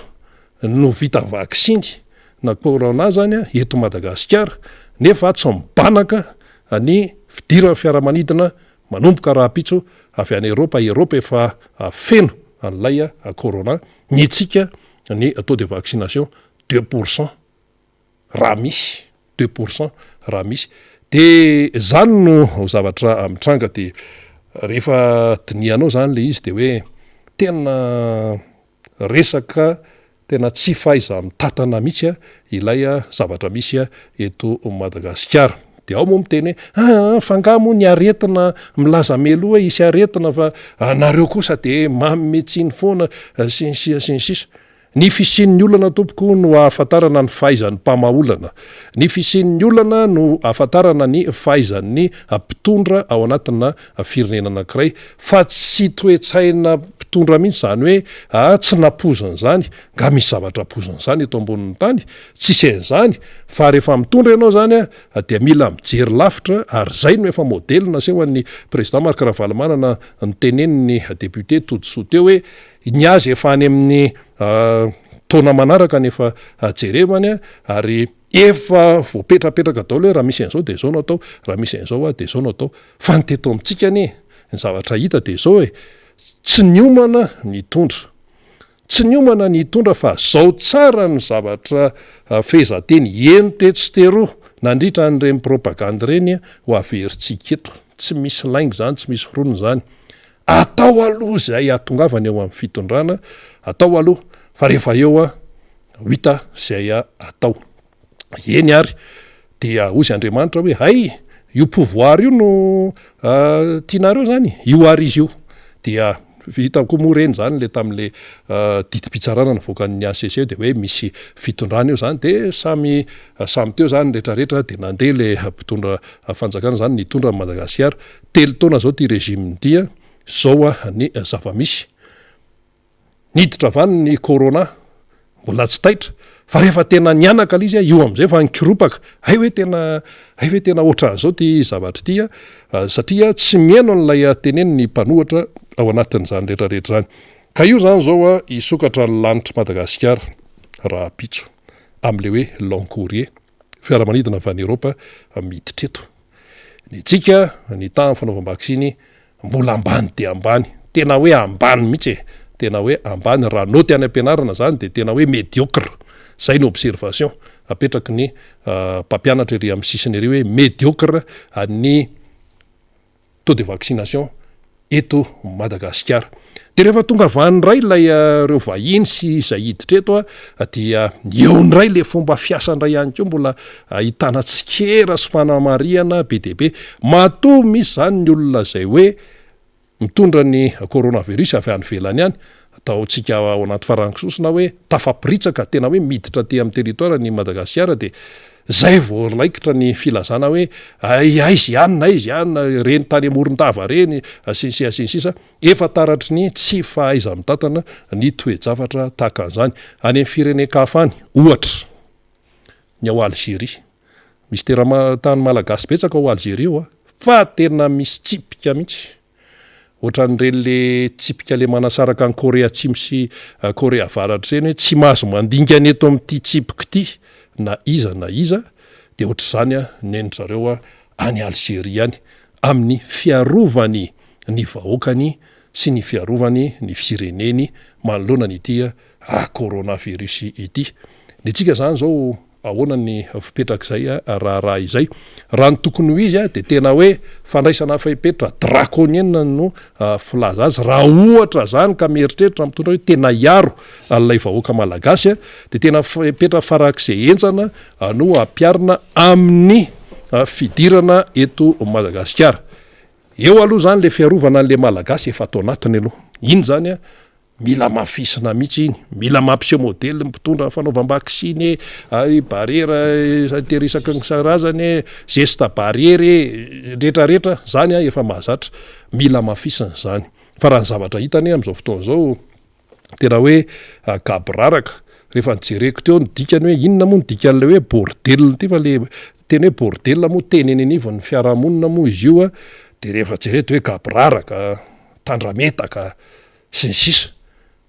ohatr'izany ny zavatra hita eto amintsika amin'izao fotoana izao samy tsisy taitra fa de io moa lazaina foana hoe any amin'ny fiangonana any manaparitaka aretina nefa tsy izay mihitsy le izy rehefa tena dinihana fa marina hoe misy hoe fiangonana hoe tonga ny olona zany miangonao fa any amin'ny fiangonana tompoko ny tena isiny ny discipline amin'ny fandaminana any amin'ireny fiangonana ireny fa ny any ivela amin'ny fiangonana no isiny ny kabraraka aloha zany de tonga de itsiny eto mihitsy fa zay zavatra zay de iainantsika isan'andro ho an'ny tsy piditra am-piangonana aloha tsy mahita hoe ahoana ny organisation am-piangonana ao aloha ho an'ny tsy piditra am-piangonana de tsy mahafantatra an'izany fa ho an'ny efa hoe fiainan'le olona miditra any am-piangonana de mahafantatra tsara hoe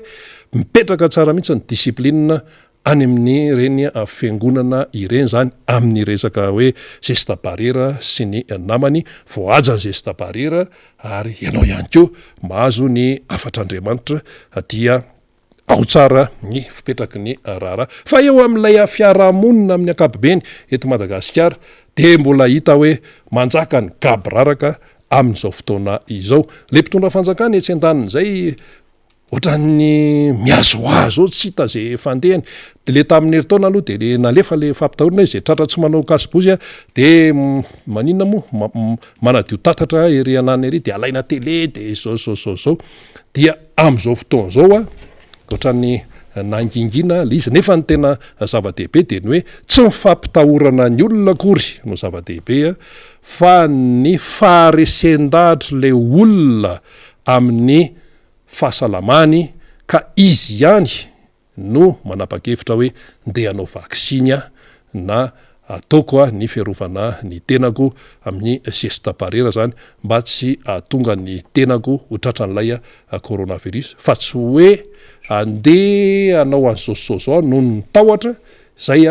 tsy araka ny tokony izy zay ka le fanjakana zany tsy maharesy lahatra alay vahoaka malagasy amin'izao fotoana zao ary tsy misy fironina zany hoy isika manoloana an'izay rehetrarehetra izay tsy voaro zany lay vahoaka malagasy amin'ity raharaha ity ary io tsy eo ivato ihany fa ry Anosy ary koa mbola misy aéroport ihany koa any zany zao itsika mantsotra nyvarina ny eo ivato de eo ivato ao foana fa ny any Anosy ihany koa de misy fiaramanidina fa nivelany ihany koa miditra eo dia eo isika miteny an'le hoe ka rehefa tonga any vahiny de mitondra n'ireny vola vahiny izy de mba mahazo aina indray zany ny tontolo ny fizahantany mahazo aina indray zany ny toe-karena satria miditra ny devizy ka raha miditra ny devizy nefa ny vahoakanao fenao aretina de inona koa ny dikan'izany inona ny dikan'izany ny vahoakanao iaran'ny aretina ary izy io mbola tsy fantatra mihitsy ny namana faniry hoe roviana ny afarany ty corona ty mbola tsy fantatra io fa de mbola miaina aloha zany eran'izao tontolo zao io aretina io misy miteny efa tena kapok'Andriamanitra mihitsy zao sinsisa tokony atonga saina izy aloha tena tokony atonga saina mihitsy satria be loatra ihany koa ny asan-demony eto amin'ny izao tontolo zao zany ary anisan'izany i Madagasikara manjaka ny kolokolo manjaka ny tsy fahamarinana de kapohan'Andriamanitra amin'izay resaka izay de hoe mbola ho tonga saina sa tsy ho tonga saina ihany fa atrehana lay toe-javatra aloha na inona fisehon-javatra fa ilay tiana tokavana de hoe ilay herin'lay malagasy mihitsy ilay herin'lay malagasy mihitsy amin'ny fiainana andavanandro efa malemy efa reraky ny adi-piainana efa reraky ny fandoazo atrosa etseria efa reraky ny tsy finanankanina telo isan'andro araka ny tokony izy tsony efa reraky ny tsy fahazakana ny vidim-panafody no mbola riatan'ilay corona indray de tena mampalahelo de mampalahelo ny toe-javatra tahaka an'izany ka dia io moa zany matoa misy ny mpitondra fanjakana de ry zareo no tompon'andraikitra voalohany amin'ny fiarovana ny vahoaka ny voalaza ny lalam-panorenana zany tompoko voalaza ny lalam-panorenana zany fiarovana Madagasikara fiarovana ny firenena hoe tsy resaka hoe tafika vanivelany fotsiny na ohatran'izany tsy zay fotsiny fa ny aretina ihany koa dia manafika ary le corona zany avy any Chine tany ny tomboan'io de miparitaka tonga teto Madagasikara fa tsy voaro n'lay mpitondra fanjakana lay vahoaka izay hoetiny nanoloana n'lay corona izany fa de zavatrafa foana no namaika azy de aloha zany de atsorina namana faniry hoe danger no misy am'izao fotoana zao danger ary tena mampatahotra efa anteno ny OMS tamin'ny herinandro ty hoe Eropa dia lasa anaparitaka anio aretin'io ny antsika eto Madagasikara misy sokatra somatsara amin'ny rapitso 9 Novambra ilay aéroport zany idiran'ireo fiaramanidina long courrier dia zay no zava-misy ka ny tiana amitinana azy fosiny teny hoe aleo samy mitandrina ny tenany fa raha hoe ny zay ny fanjakana no andrasana eo ny azy zavatra fa no mamaika azy aloha amin'ny raha izay toe-javatra y mety hoe misy fihetsika ivelany zay hitatsika araka reny mahazatra eny fa le tena hoe votoatany fiarovana ny ain'ny malagasy tsy ao mihitsy aloha zany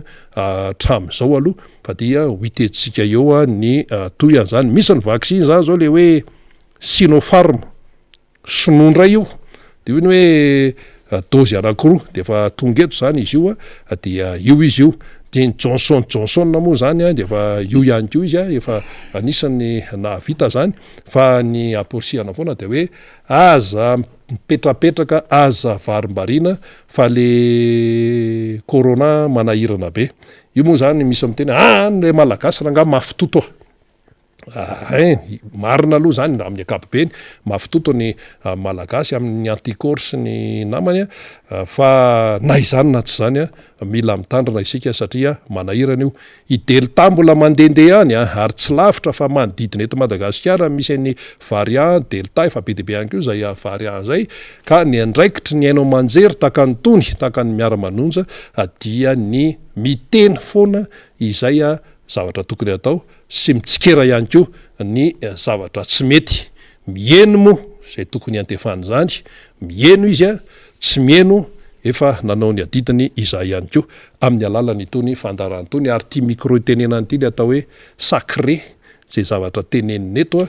dia tsy maintsy voalanjalanja ihany ko fa tsy hoe mandeha fahatany fotsiny amin'izao sady ho fanajana anareo izay mieno sy mijery ihany ko no antony izany rehetrarehetra any satria tsy te hanandratsy isika be loatra izay fampitehana teto amin'ity fireneny ity zay tena be loatra tena tsy mety tsony mihitsy le fampitehana eto potika ny toe-karena potika ny tontolo ena zao ndray misy ala mirehatra ndray mirehatra tsy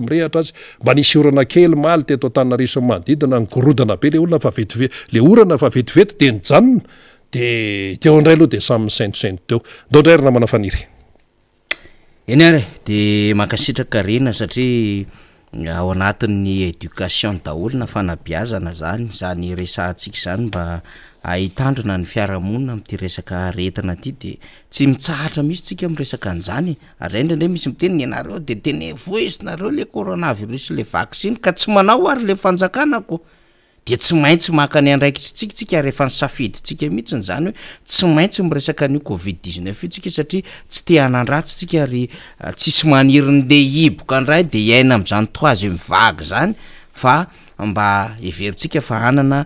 fiarikarena malalaka tsika zany de manararoatra ny fisian'ny vaksiny ihany ko maimaimpona amin'ny vaksiny de ndao reo olona manao vaksiny ary nisy volange nindramitsika na nangatahtsika teo amin'ny sehatra iresa-pirenena $100 mba hanaovana izany vaksiny zany de araroatra zany karazany telo izy ny tonga eto de mba samba mandrimandry kely ihany aloha zany ny saina hoe fa vita vaksiny fa tsy miala lavitra n'le fitandremana zany rehetrarehetra zany fa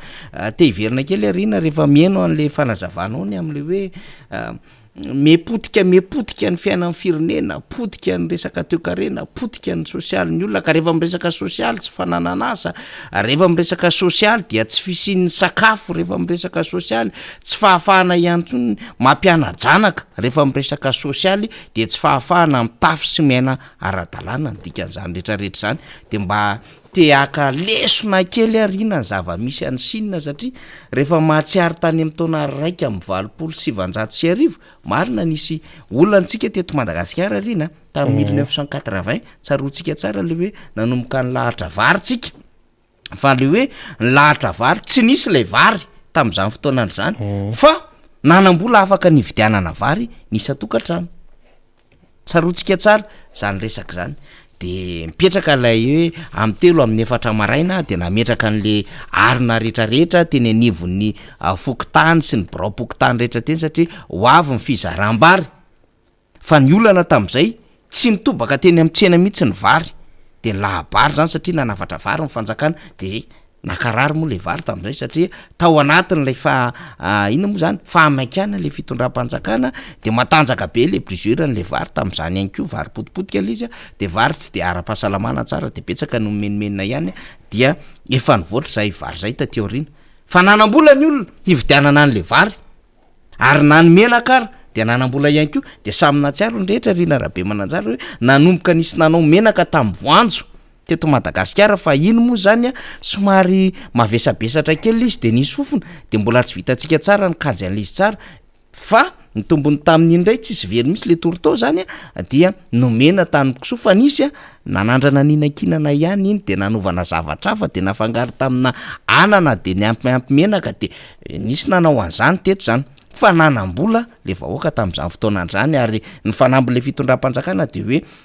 tena any amin'ny taona 2 arivo tsika dia hanana ambombava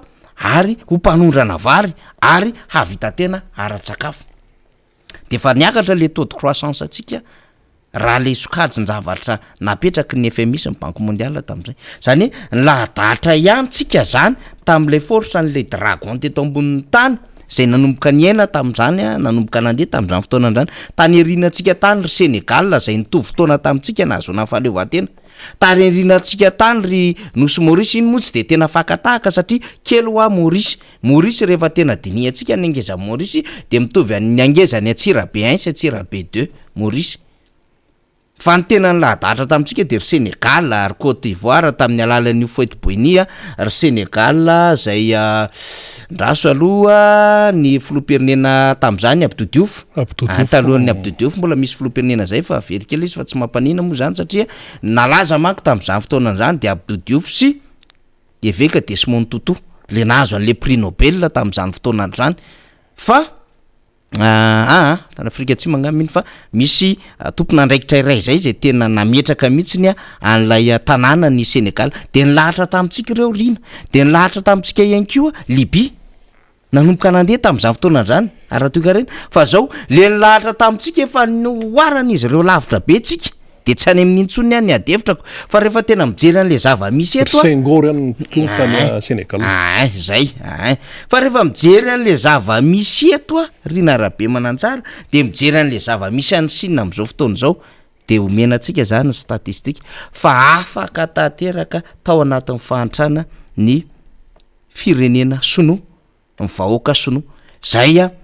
amina miliara nisandrareo am'izao fotoana zao fa tamin'ny 1981 fa na de adina natao dia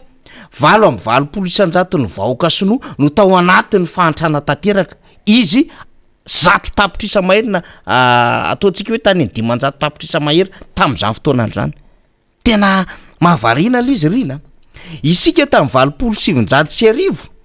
zany hoe 20 taona taorina an'le miverena fahaleovan-tena antsika de teo amin'ny 9 tapitrisa teo tsika rina rabe mananjara tamin'izay nanomboka niakatra teo amin'ny 10 tapitrisa lesino tany amin'ny 500 tapitrisa mahery tanoany taona raiky amin'ny 770 88% taux de pauvreté nantahan'ny fantrany vahoaka sinoa fa miazakazaka be le ara-toekarena mikaroka vahaolana le mpitondra tamin'izany dia firy taona taty aoriana taty amin'ny taona 2024 rina rabe mananjara nilatsaka ohatra faingo 300 le tahan'ny fantrany na le taux de pauvreté zany hoe aingakaingana zany no nikaroan'izy ireo vahaolana amina vahoaka 100 tapitrisa tany Chine fa letsika lay 10 tapitrisa zay 7 tapitrisa am'izao fotoana am'izao mitotona 1.4 tsika manodidina 7.7 na 7.7 ndomba iady varitra de mety tezitra indray zao mipanohana an'le fitondrana fa hoana nataony la 7.7 ny tahan'ny fantrana ny taux de pauvreté alatsakay 5.7 ary miady varitra mihitsiny raha mbola tsy faly ataonay 2.7 misy resaka varitra ho teneny koa rehefa de zao ataovy 2.7 ary raha ohatra zay mahafinaritra anareo fa maneno loatra le 7.7 sy le 7.7 le tahan'ny fantrana dikan'izay zany mantra ny akamaroa ny vahoaka malagasy am'izao fotoana zao 1.4 isika zay nanana toerana tsara 1.7 nilahatra tamin'ny retsono reny milahatra tamin'ny Sénégal nilahatra tamin'ny Côte d'Ivoire milahatra tamin'ny Libye afaka mifahantrana tanteraka mivoaka sinoa manodidina ny 1 miliara mahery nisan'ny sinoa amin'izao fotoana izao ary aty amin'ny aotra mahery roa na ray isan-jato sisa le tahany fahantrana zany hoe raha andeha zany ianao dia zara fa mahita olona mahantra eny an'lala raha hita amin'izany olona 1 miliara mahery zany dia zara mahita hoe olona tratran'izay a fahantrana zay fa ty eto Madagasikara tsika 27 millions d'habitants ny 92 ataoko tsika an'izay le izy rena satria sao de marary fo be reto mpanohana fitondrana reto na le fitondrana mihitsy mijery atsika no mahantra tanteraka amin'izao fotoana izao nefitsika 25 millions nefitsika io fotsiny tsika fotsiny tsisy ampahafirin'le vahoaka sonoa tsika de rehefa mitanina le hoe fa inona moa de miverina daholo ny rehetrarehetra amin'izao fotoana izao ny kapitalizen'le sonoa tompoko ny fananany vahoaka be nefa tsy ampy ara le toerana tsy matanjaka be ohatsika le toerana zany zay afahana hoe tena manao famokarana fa nampiasainy ny vahoaka nampiasainy daholy ny vokatry ny sainy ny vahoaka ary efa nresahako teto zany inona mampatanjaka ny Cuba de mivoaka pikaroan'ny mpianatra sy ny tanora cubaine zany de navadika ho areny zany de ny vatsin'ny fitondrana cubaine voly zany ry Castro sy Raoul ny nanao an'izany natratra ny embargo ary izy de nampiasainy daholo mivoaka pikaroana ary de ohatran'izany ny sinoa zay le faiza mitata nampiasainy ny olombelona zany ny kapitalizeny le vahoaka fa izy tsy miteny hoe manaova fandrindram-pianakaviana aloha fa ohatran'izao taty aoriana vao misy an'izany hoe miteraka ray a dia mamokatra orinasa ray zay ny sinoa akoatra ny filozofiany hoe tsy mena sanina ianao fa mena fitana ianao anjonoana de anjaranao no mitady trondro ao anatin'izay fa izy nataon'ny fanjakana ohatroatra zao nanao industrialisation ngeza be izy namokatra indostrie maro be izy ny vatsy ny vola sy fitaovana ny fikambanana sy ny tatsa ny ONG rehetrarehetra sy ny vondron'olona mitambatra tamina coopérative ary nampianajanaka natety an'izao tontolo zao izy de mivoaka pikaroan'ireny zanaka ny teteziny eran'izao tontolo zao reny dia niverina tao asinina avokoa de fa efatra ngeza be nikaroka momba fambolena sy fiompiana izy hoe tsisy hevitra fa tsy maintsy mamokatra tsika satria betsaka ny olona afaka mamokatra de mifametanana de nikaroka ny amin'ny hoe fomba natsarana vokatra ny fambolena sy fiompiana de miainga avany sinina avokoa ny fikaroana ny fambolena sy fiompiana rehetra eto ambony tany hybride resahany rehetrarehetra io de tratra ny anazo ny tanjona aotra faingorona 300 tsy mahantra ny sinina fa itsika 570 470 370 270 isanjato mivaoka mahantra avokoa eto Madagasikara nefa 720 tapitrisa monja de aiza masin'izao tontolo zao any am'le mahay mitatana sandry any am'le tsy mahay mitatana tytsika resahana am'izany tsotra rina inona ny resahantsika am'izay zay ny resahantsika teo hoe inona le fotom-pisainana ny marika ravalomana sy ny eritreretin'ny olona nanoana marika ravalomana de hoe mila manangana indostria tsika ary ampiroborobola ny orinasa malagasy mila mamboly sika satria mbola manana valo tapitrisa hektara tsika terrain zay mbola tsy voavoly azo exploitena na trandraina de mila mamboly tsika mila miopy tsika itsika io nge tsy miopyomby am'le zebi malagasy ty tsika io mbola tsy miopy ane tsika manao banque centrale kely tsotsotra fotsiny tsika fa tsy miopy tena miopy araky ny fomba fiompiana professionnel na maty aniny tsika ary manao karazan-javatra maro be fa zany mo sarotra miresaka an'izany am'ty fitondrany ty fa raha miresaka am'izany ianao de ozy izy hoe fa zay ngany ampianariny lahy fa izy lahy efa manana am politika zay de lasa izy mikaroka velo raha mifahafilo moa miresaka fambolena sy fiompiana de rehefa miresaka indray rehefa ve de ozy izy efa ao anatin'le vina amin'ny filopireneny zany nefa tsy ataony sady tsy hainy zany le zava-misy eto Madagasikara de malahelo tsika rina hoe olona amina miliara ny en'le sinoa fa ainy no mitrandraka ny arena fisin'ny olona ainy no mampiasa an'le atodohan'le olona mikaroka de miainga avy any daholo de zay le antony natonga hoe ny sinoben'le sinoa le G20 ny sinoben'le sinoa lay fivriany le COP 26 niaraka tam'le Rosiana ny antony efa manana ny drafitra n'izy hoe ahoana ny anazy ny divana ny tontolo iainana ahoana ny anazy ny ahafahana mampiroborobory ny teko arena sy manampy andreo firenena sahirana zay ngele izy de io azagagitsika afaka folona roapolo taona iova ny anaran'ny fokotany berurika sinoa ngamba ny efa rano io rehefa kelikely satria efa ao daholo ny tsaina taonina rehetrarehetra rehefa afaka folo taona any efa andro zareo raha teo io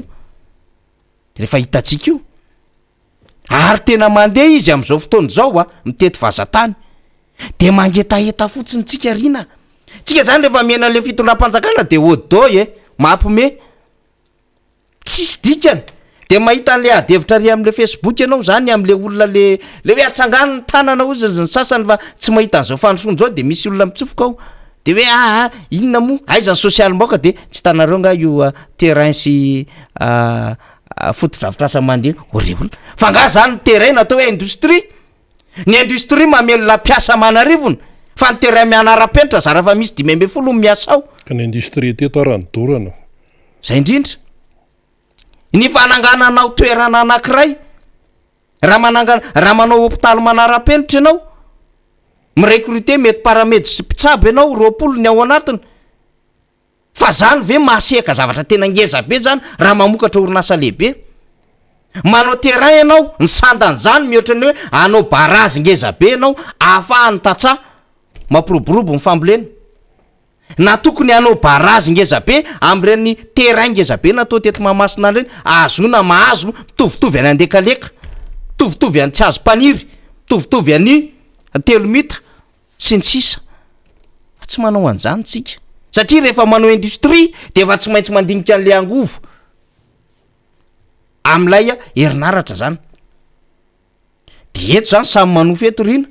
na zana isika ampijery hoe nara zany ty zany de rovina am'izay tsika no mba hitovy am' Chine fa eto aloha zany tsika de mbola tsy reraka zay miantso an'zany azotsika tao no mandroso azotsika tao no mivenona fa angambany mbola miandry am' président Marc-Carvalho eny ary ianao ny tena marana ny fantarina rehefa aveo satria mbola misy an'ilay redynamisation sy ny namaniny fa ny amo zany de ho faranako amin'ity fandraisako fitenenana faran'ity miresaka Chine ny namana faniry teo ny anisan'ny tena nazahoan'ny Chine ny hoe fandrosoana aingana dengana ihany koa de ny sinoa tompoko dia anisan'ny olona manaraka discipline sinoa misy miteny didijado na ny any tsia raha tsy mipetraka ny discipline ahoana ny fomba ifehezanao olona amina miliara no fehezana sy ho tantanilay mpitatana any Chine izany fa mipetraka le hoe fepetra sy ny discipline ny lalàna de samy manaraka daholo ary le fanarana discipline raha ny any Chine de miainga any etapiny indrindra any amin'ny filoham-pirenena Nga Xi Jinping ary izay fanarana discipline zay dia arahan'ireo sinoa mora kely ny mampitany hoe fanarana discipline ho an'ireo vahoaka sinoa amina miliara ireo mora kely satria ny mpitantana andry zareo de manaraka an'izay tsezatseza tsy ahatra fotsiny iny namana faniry fa ny amaranako ny anjarako dia tena hoe endriky ny fahantrana tena eny amin'ny fiainana andavanandro eny inona hoy ianareo no zavatra miseho de ity tsika moa zany zao efa tena mitobaka eto amintsika ty resaka friperie ity tena hoe betsaka tena farak'izay betsaka tsika ihany keo moa sahirana ao anatin'izay de tsy maintsy miaina ianao tsy maintsy mitafy ianao de mba sitrany ay ianao zany taloha tany amin'ny 30 taona lasa 70 taona lasa zany hoe friperie hono ny tafiana de ohatrany hoe arapirabin'ny olona fa am'izao fotoana zao ohatrany hoe tena zany friperie zany zavatra efa fiainana mahazatra zany fa ao anatin'io friperie io zany hoe zavatra lamba efa fitafiana efa nampiasain'olona tany ivelany tany zany no alefa ty amintsika zay ny dikan'ny friperie fatatsika zay fa misy zavatra manahirana ao anatiny satria ohatra hoe toy ny resaka hoe atin'akanjo tony resaka lingerie resaka kilaoty resaka soutien gorge resaka atin'akanjo dia resaka fahasalamana zany satria reny zany le akanjo le tena hoe manolo-koditra raha ny tokony ho izy ara-pahasalamana miteny en'izany ny dokotera fa zay no miteniteny eto dia an'olona anankiray a tena hoe an'olona individu anankiray zany a ireny a hoe atin'akanjo reny izy ihany no manao azy rehefa tsy anaovantsony izy a dia arina tsy ampiasaina intsony fa eto Madagasikara eto Antananarivo eto de misy an'ireny atin'akanjo kilaoty soutien gorge resaka lingerie reny friperie de hoe akanjo sy manolo-koditra zany de mbola friperie indray dia izay zany a no tsy fain'ilay vahoaka sasatsasa noho ny tsy fananana dia nefa zany le toe-pahasalaman'ny olona samy manana ny toe-pahasalamany ny olona tsirairay mihitsy zany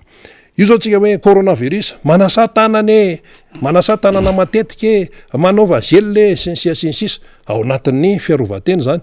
ary tony ahoany tony resaka lingerie resaka hoe manolo-koditra tony no mbola io zany no fipetrany ara-pahasalamana de maninona le fahasalamana tsy voaraka araka ny tokony ho izy ao anatin'izay satria maninona tena efa difitra ny fahantrana loatra ilay malagasy amin'izao fotoana izao so ihany aloha fa tena hoe mivavaka ny malagasy ary tsy foana mihitsy akory ny fanantenany ninona zavatra mitranga de efa ho avy indray zany zao ny krismasy de miandry ny fiavian'ny tompo ny olona izay mino dia tsy very ny fanantenana ao anatin' zany rehetrarehetra izany averimberintsika foana zay ary mahatonga ny fitenenana manao hoe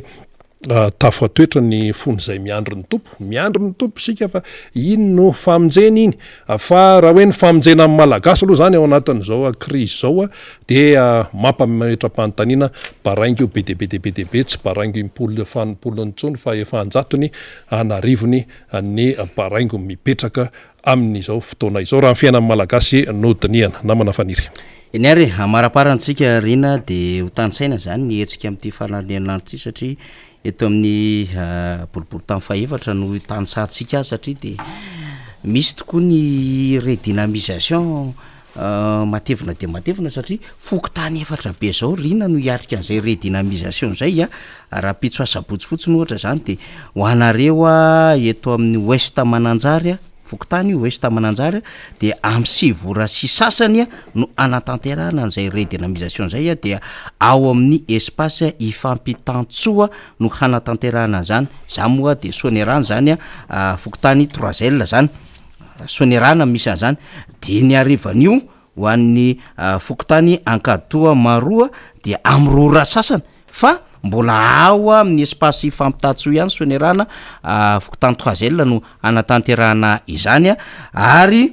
mbola ny sabotsy ihany zany ho ana nosy-patrana tsinanana dia ao amin'ny collège miarina no hanatanterana zany raha pitso sabotsy amroora zany no anatanterana izay fa amin'ny alahady kosa dia ny fokontany ampefiloambody rano no hanatanteraka ny redynamisation de aizandray nanaovana azy de etsy amin'ny centre social no anatanterahana zay eo akaiky ny fokontany eo ihany centre social zany etsy ho an'ny fokontany nampefilo ambody rano no anaovana zany amin'ny roora tolakandro zay zany ny fandaram-potoana ho an'ny boribory tamin'ny faefatra samy fampitapita kely manao telefônina rabotsika de mifandefa message sy ny sisa ihany koa zany mba tomombana tsara n'izay redynamisation zay mamarana ny redynamisation antsika rehetrarehetra izany dia iza moa zany ny enina volana novambra raha pitso ilay fiaonambe any mpanohana ny président Marc Ravalomanana ka izy ity de firaisakina lehibe fa tsy hoe mpanohana fa mpanohana hitondra ny asa manandraikitra mihitsiny zay hamerina ny président Marc Ravalomanana amin'ny fitantanany ilay zany firenena izany ary hanomboka an'izany asa izany ka le hoe mpanohana ny président Marc Ravalomanana de mazava ho azy ny fototry ny team ny KMMR ny K25 ny GTT na La Réunion na GTT Frantsa ny etsika Montpellier sy ireo sampana kely samihafa zay misy ireo mpanohana ny président Marc Ravalomanana zany dia raha pitso ny fionana natao any Orléans any amin'le tanàna hoe Lamotte Beuvron nanaovana azy dia am'ty androany ity de efa misy ny fandraisana an'ireo zay ho avy zany de misy mifandraisana maimay-pona afaka matory eny atoerana zany a de eo ihany koa ny fiaraha-misakafo fiarahana am'resadresaka mifampizara zay mety ho traikefa mifampizara izay vaovao izay zany a satria izay koa ny anton'le hoe rehefa misy tonga androany zoma itsika manodidina ny lafrantsa ray manontolo any na nivelan'izay ara de efa tonga ao am'le toerana zany isika efa misy ny tompona andraikitra samihafa azotsika etsona am'izay satria tao anatin'lay afisy lehibe sy tao anatin'lay dokam-barotra iny de efa misy lay fakahakevitra zany na filahakevitra ho ataontsika zany de efa mahafantatra tsika zany ka am'izay fotoana andro zay androany zany ho an'izay tonga zany a na andeha lamasiny io na andeha amina fitaterana samihafa zany a de tonga ao Lamotte Beuvron tsika ao Orléans de rehefa tonga ao tsika de azo atao zany a ny mandry azo atao ihany koa ny miaraka manao tontono misakafo samihafa am'le sakafo malagasy mafilitra zay akafizintsika fa rapitso asabotsy tolakandro ny tena fiaonandehibe ary dia isin'ny fanapahan-kevitra raisina isin'ny dinidinika atao isin'ny fametrapetrahana am'izay mety programma samihafa ho ataon'ireo mpanohana ny filoha marikaravalmanana any a Orléans any zany rapiso de mino zahay fa isika tongeto amin'ny alatsinainy Rinarabe Mananjara fa 9 volana Novambra efa manambaovao resahantsika mombamomba ny akon'ny fivoriana sy ny sary any Orléans any fa dia tsara trozano ianareo malagasy any tompoko mahafitabe ary aombony ny hery ny firaisankina ataovy zava-dehibe ary aza mitaray tanamepaka tahaka ny ataonay aty an-tanindrazana fa tsy maintsy manavitra amin'ny firenentsika na ny eto atoerana na ianareo any am'ray alina kilometatra atsika Madagasikara ary tiatsika ty Madagasikara ity ka miara am'ray ina mitatsorika atsika satria vokatra iray ny tadiavina de ny ampandrosoana amin'ny Madagasikara ary ny ahafahantsika mahomby eo anatin'izany fitantanana ny firenena zany atreo fandarantsika nandritra n'izay herinandro zay ary mamarina am'ty zoma ty fa dia tsara finaritra daholo tsika mahavita ny faran'ny herinandro mahafinaritra dia ho lavitry ny loza ho lavitry ny zavatra hafa mety hitranga fa dia samy ho eniky ny soa eniky ny fifaliana ahavita somatsara ny faran'ny herinandro ary dia hanaovana ny mandrapitafa amin'ny 9 volana Novambra amin'ny alatsinainy raha toka mbola mahazo ny fitantanana lay nahary tsara indrindra de mbola tafahoana eto atrany isaorana ny teknisiana isaorana Rinarabe Mananjara makasitraka ny député Todsoa Andriamampandry zay solombavy-bahoaka ny Madagasikara voafito ao amboribory tamin'ny fahenina nitondra ny fanazavana sy ny fanadiadiana ary ny zara hevitra ny zara zara fahalalana tamintsika teo makasitraka tompoko lahy makatelona tompoko vavy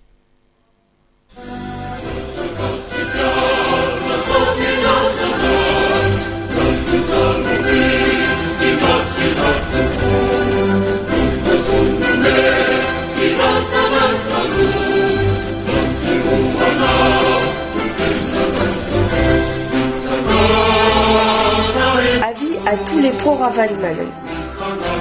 Nous lançons un appel à tous les sympathisants du président Marc Ravalman en France pour le grand rassemblement pro-Ravalman. Le samedi 6 novembre 2021 à 14h au 21 rue de Beauce, 41 600, la Motte Beuvron en Orléans. Ensemble, nous vaincrons. Pyrénées, ici Canouéry.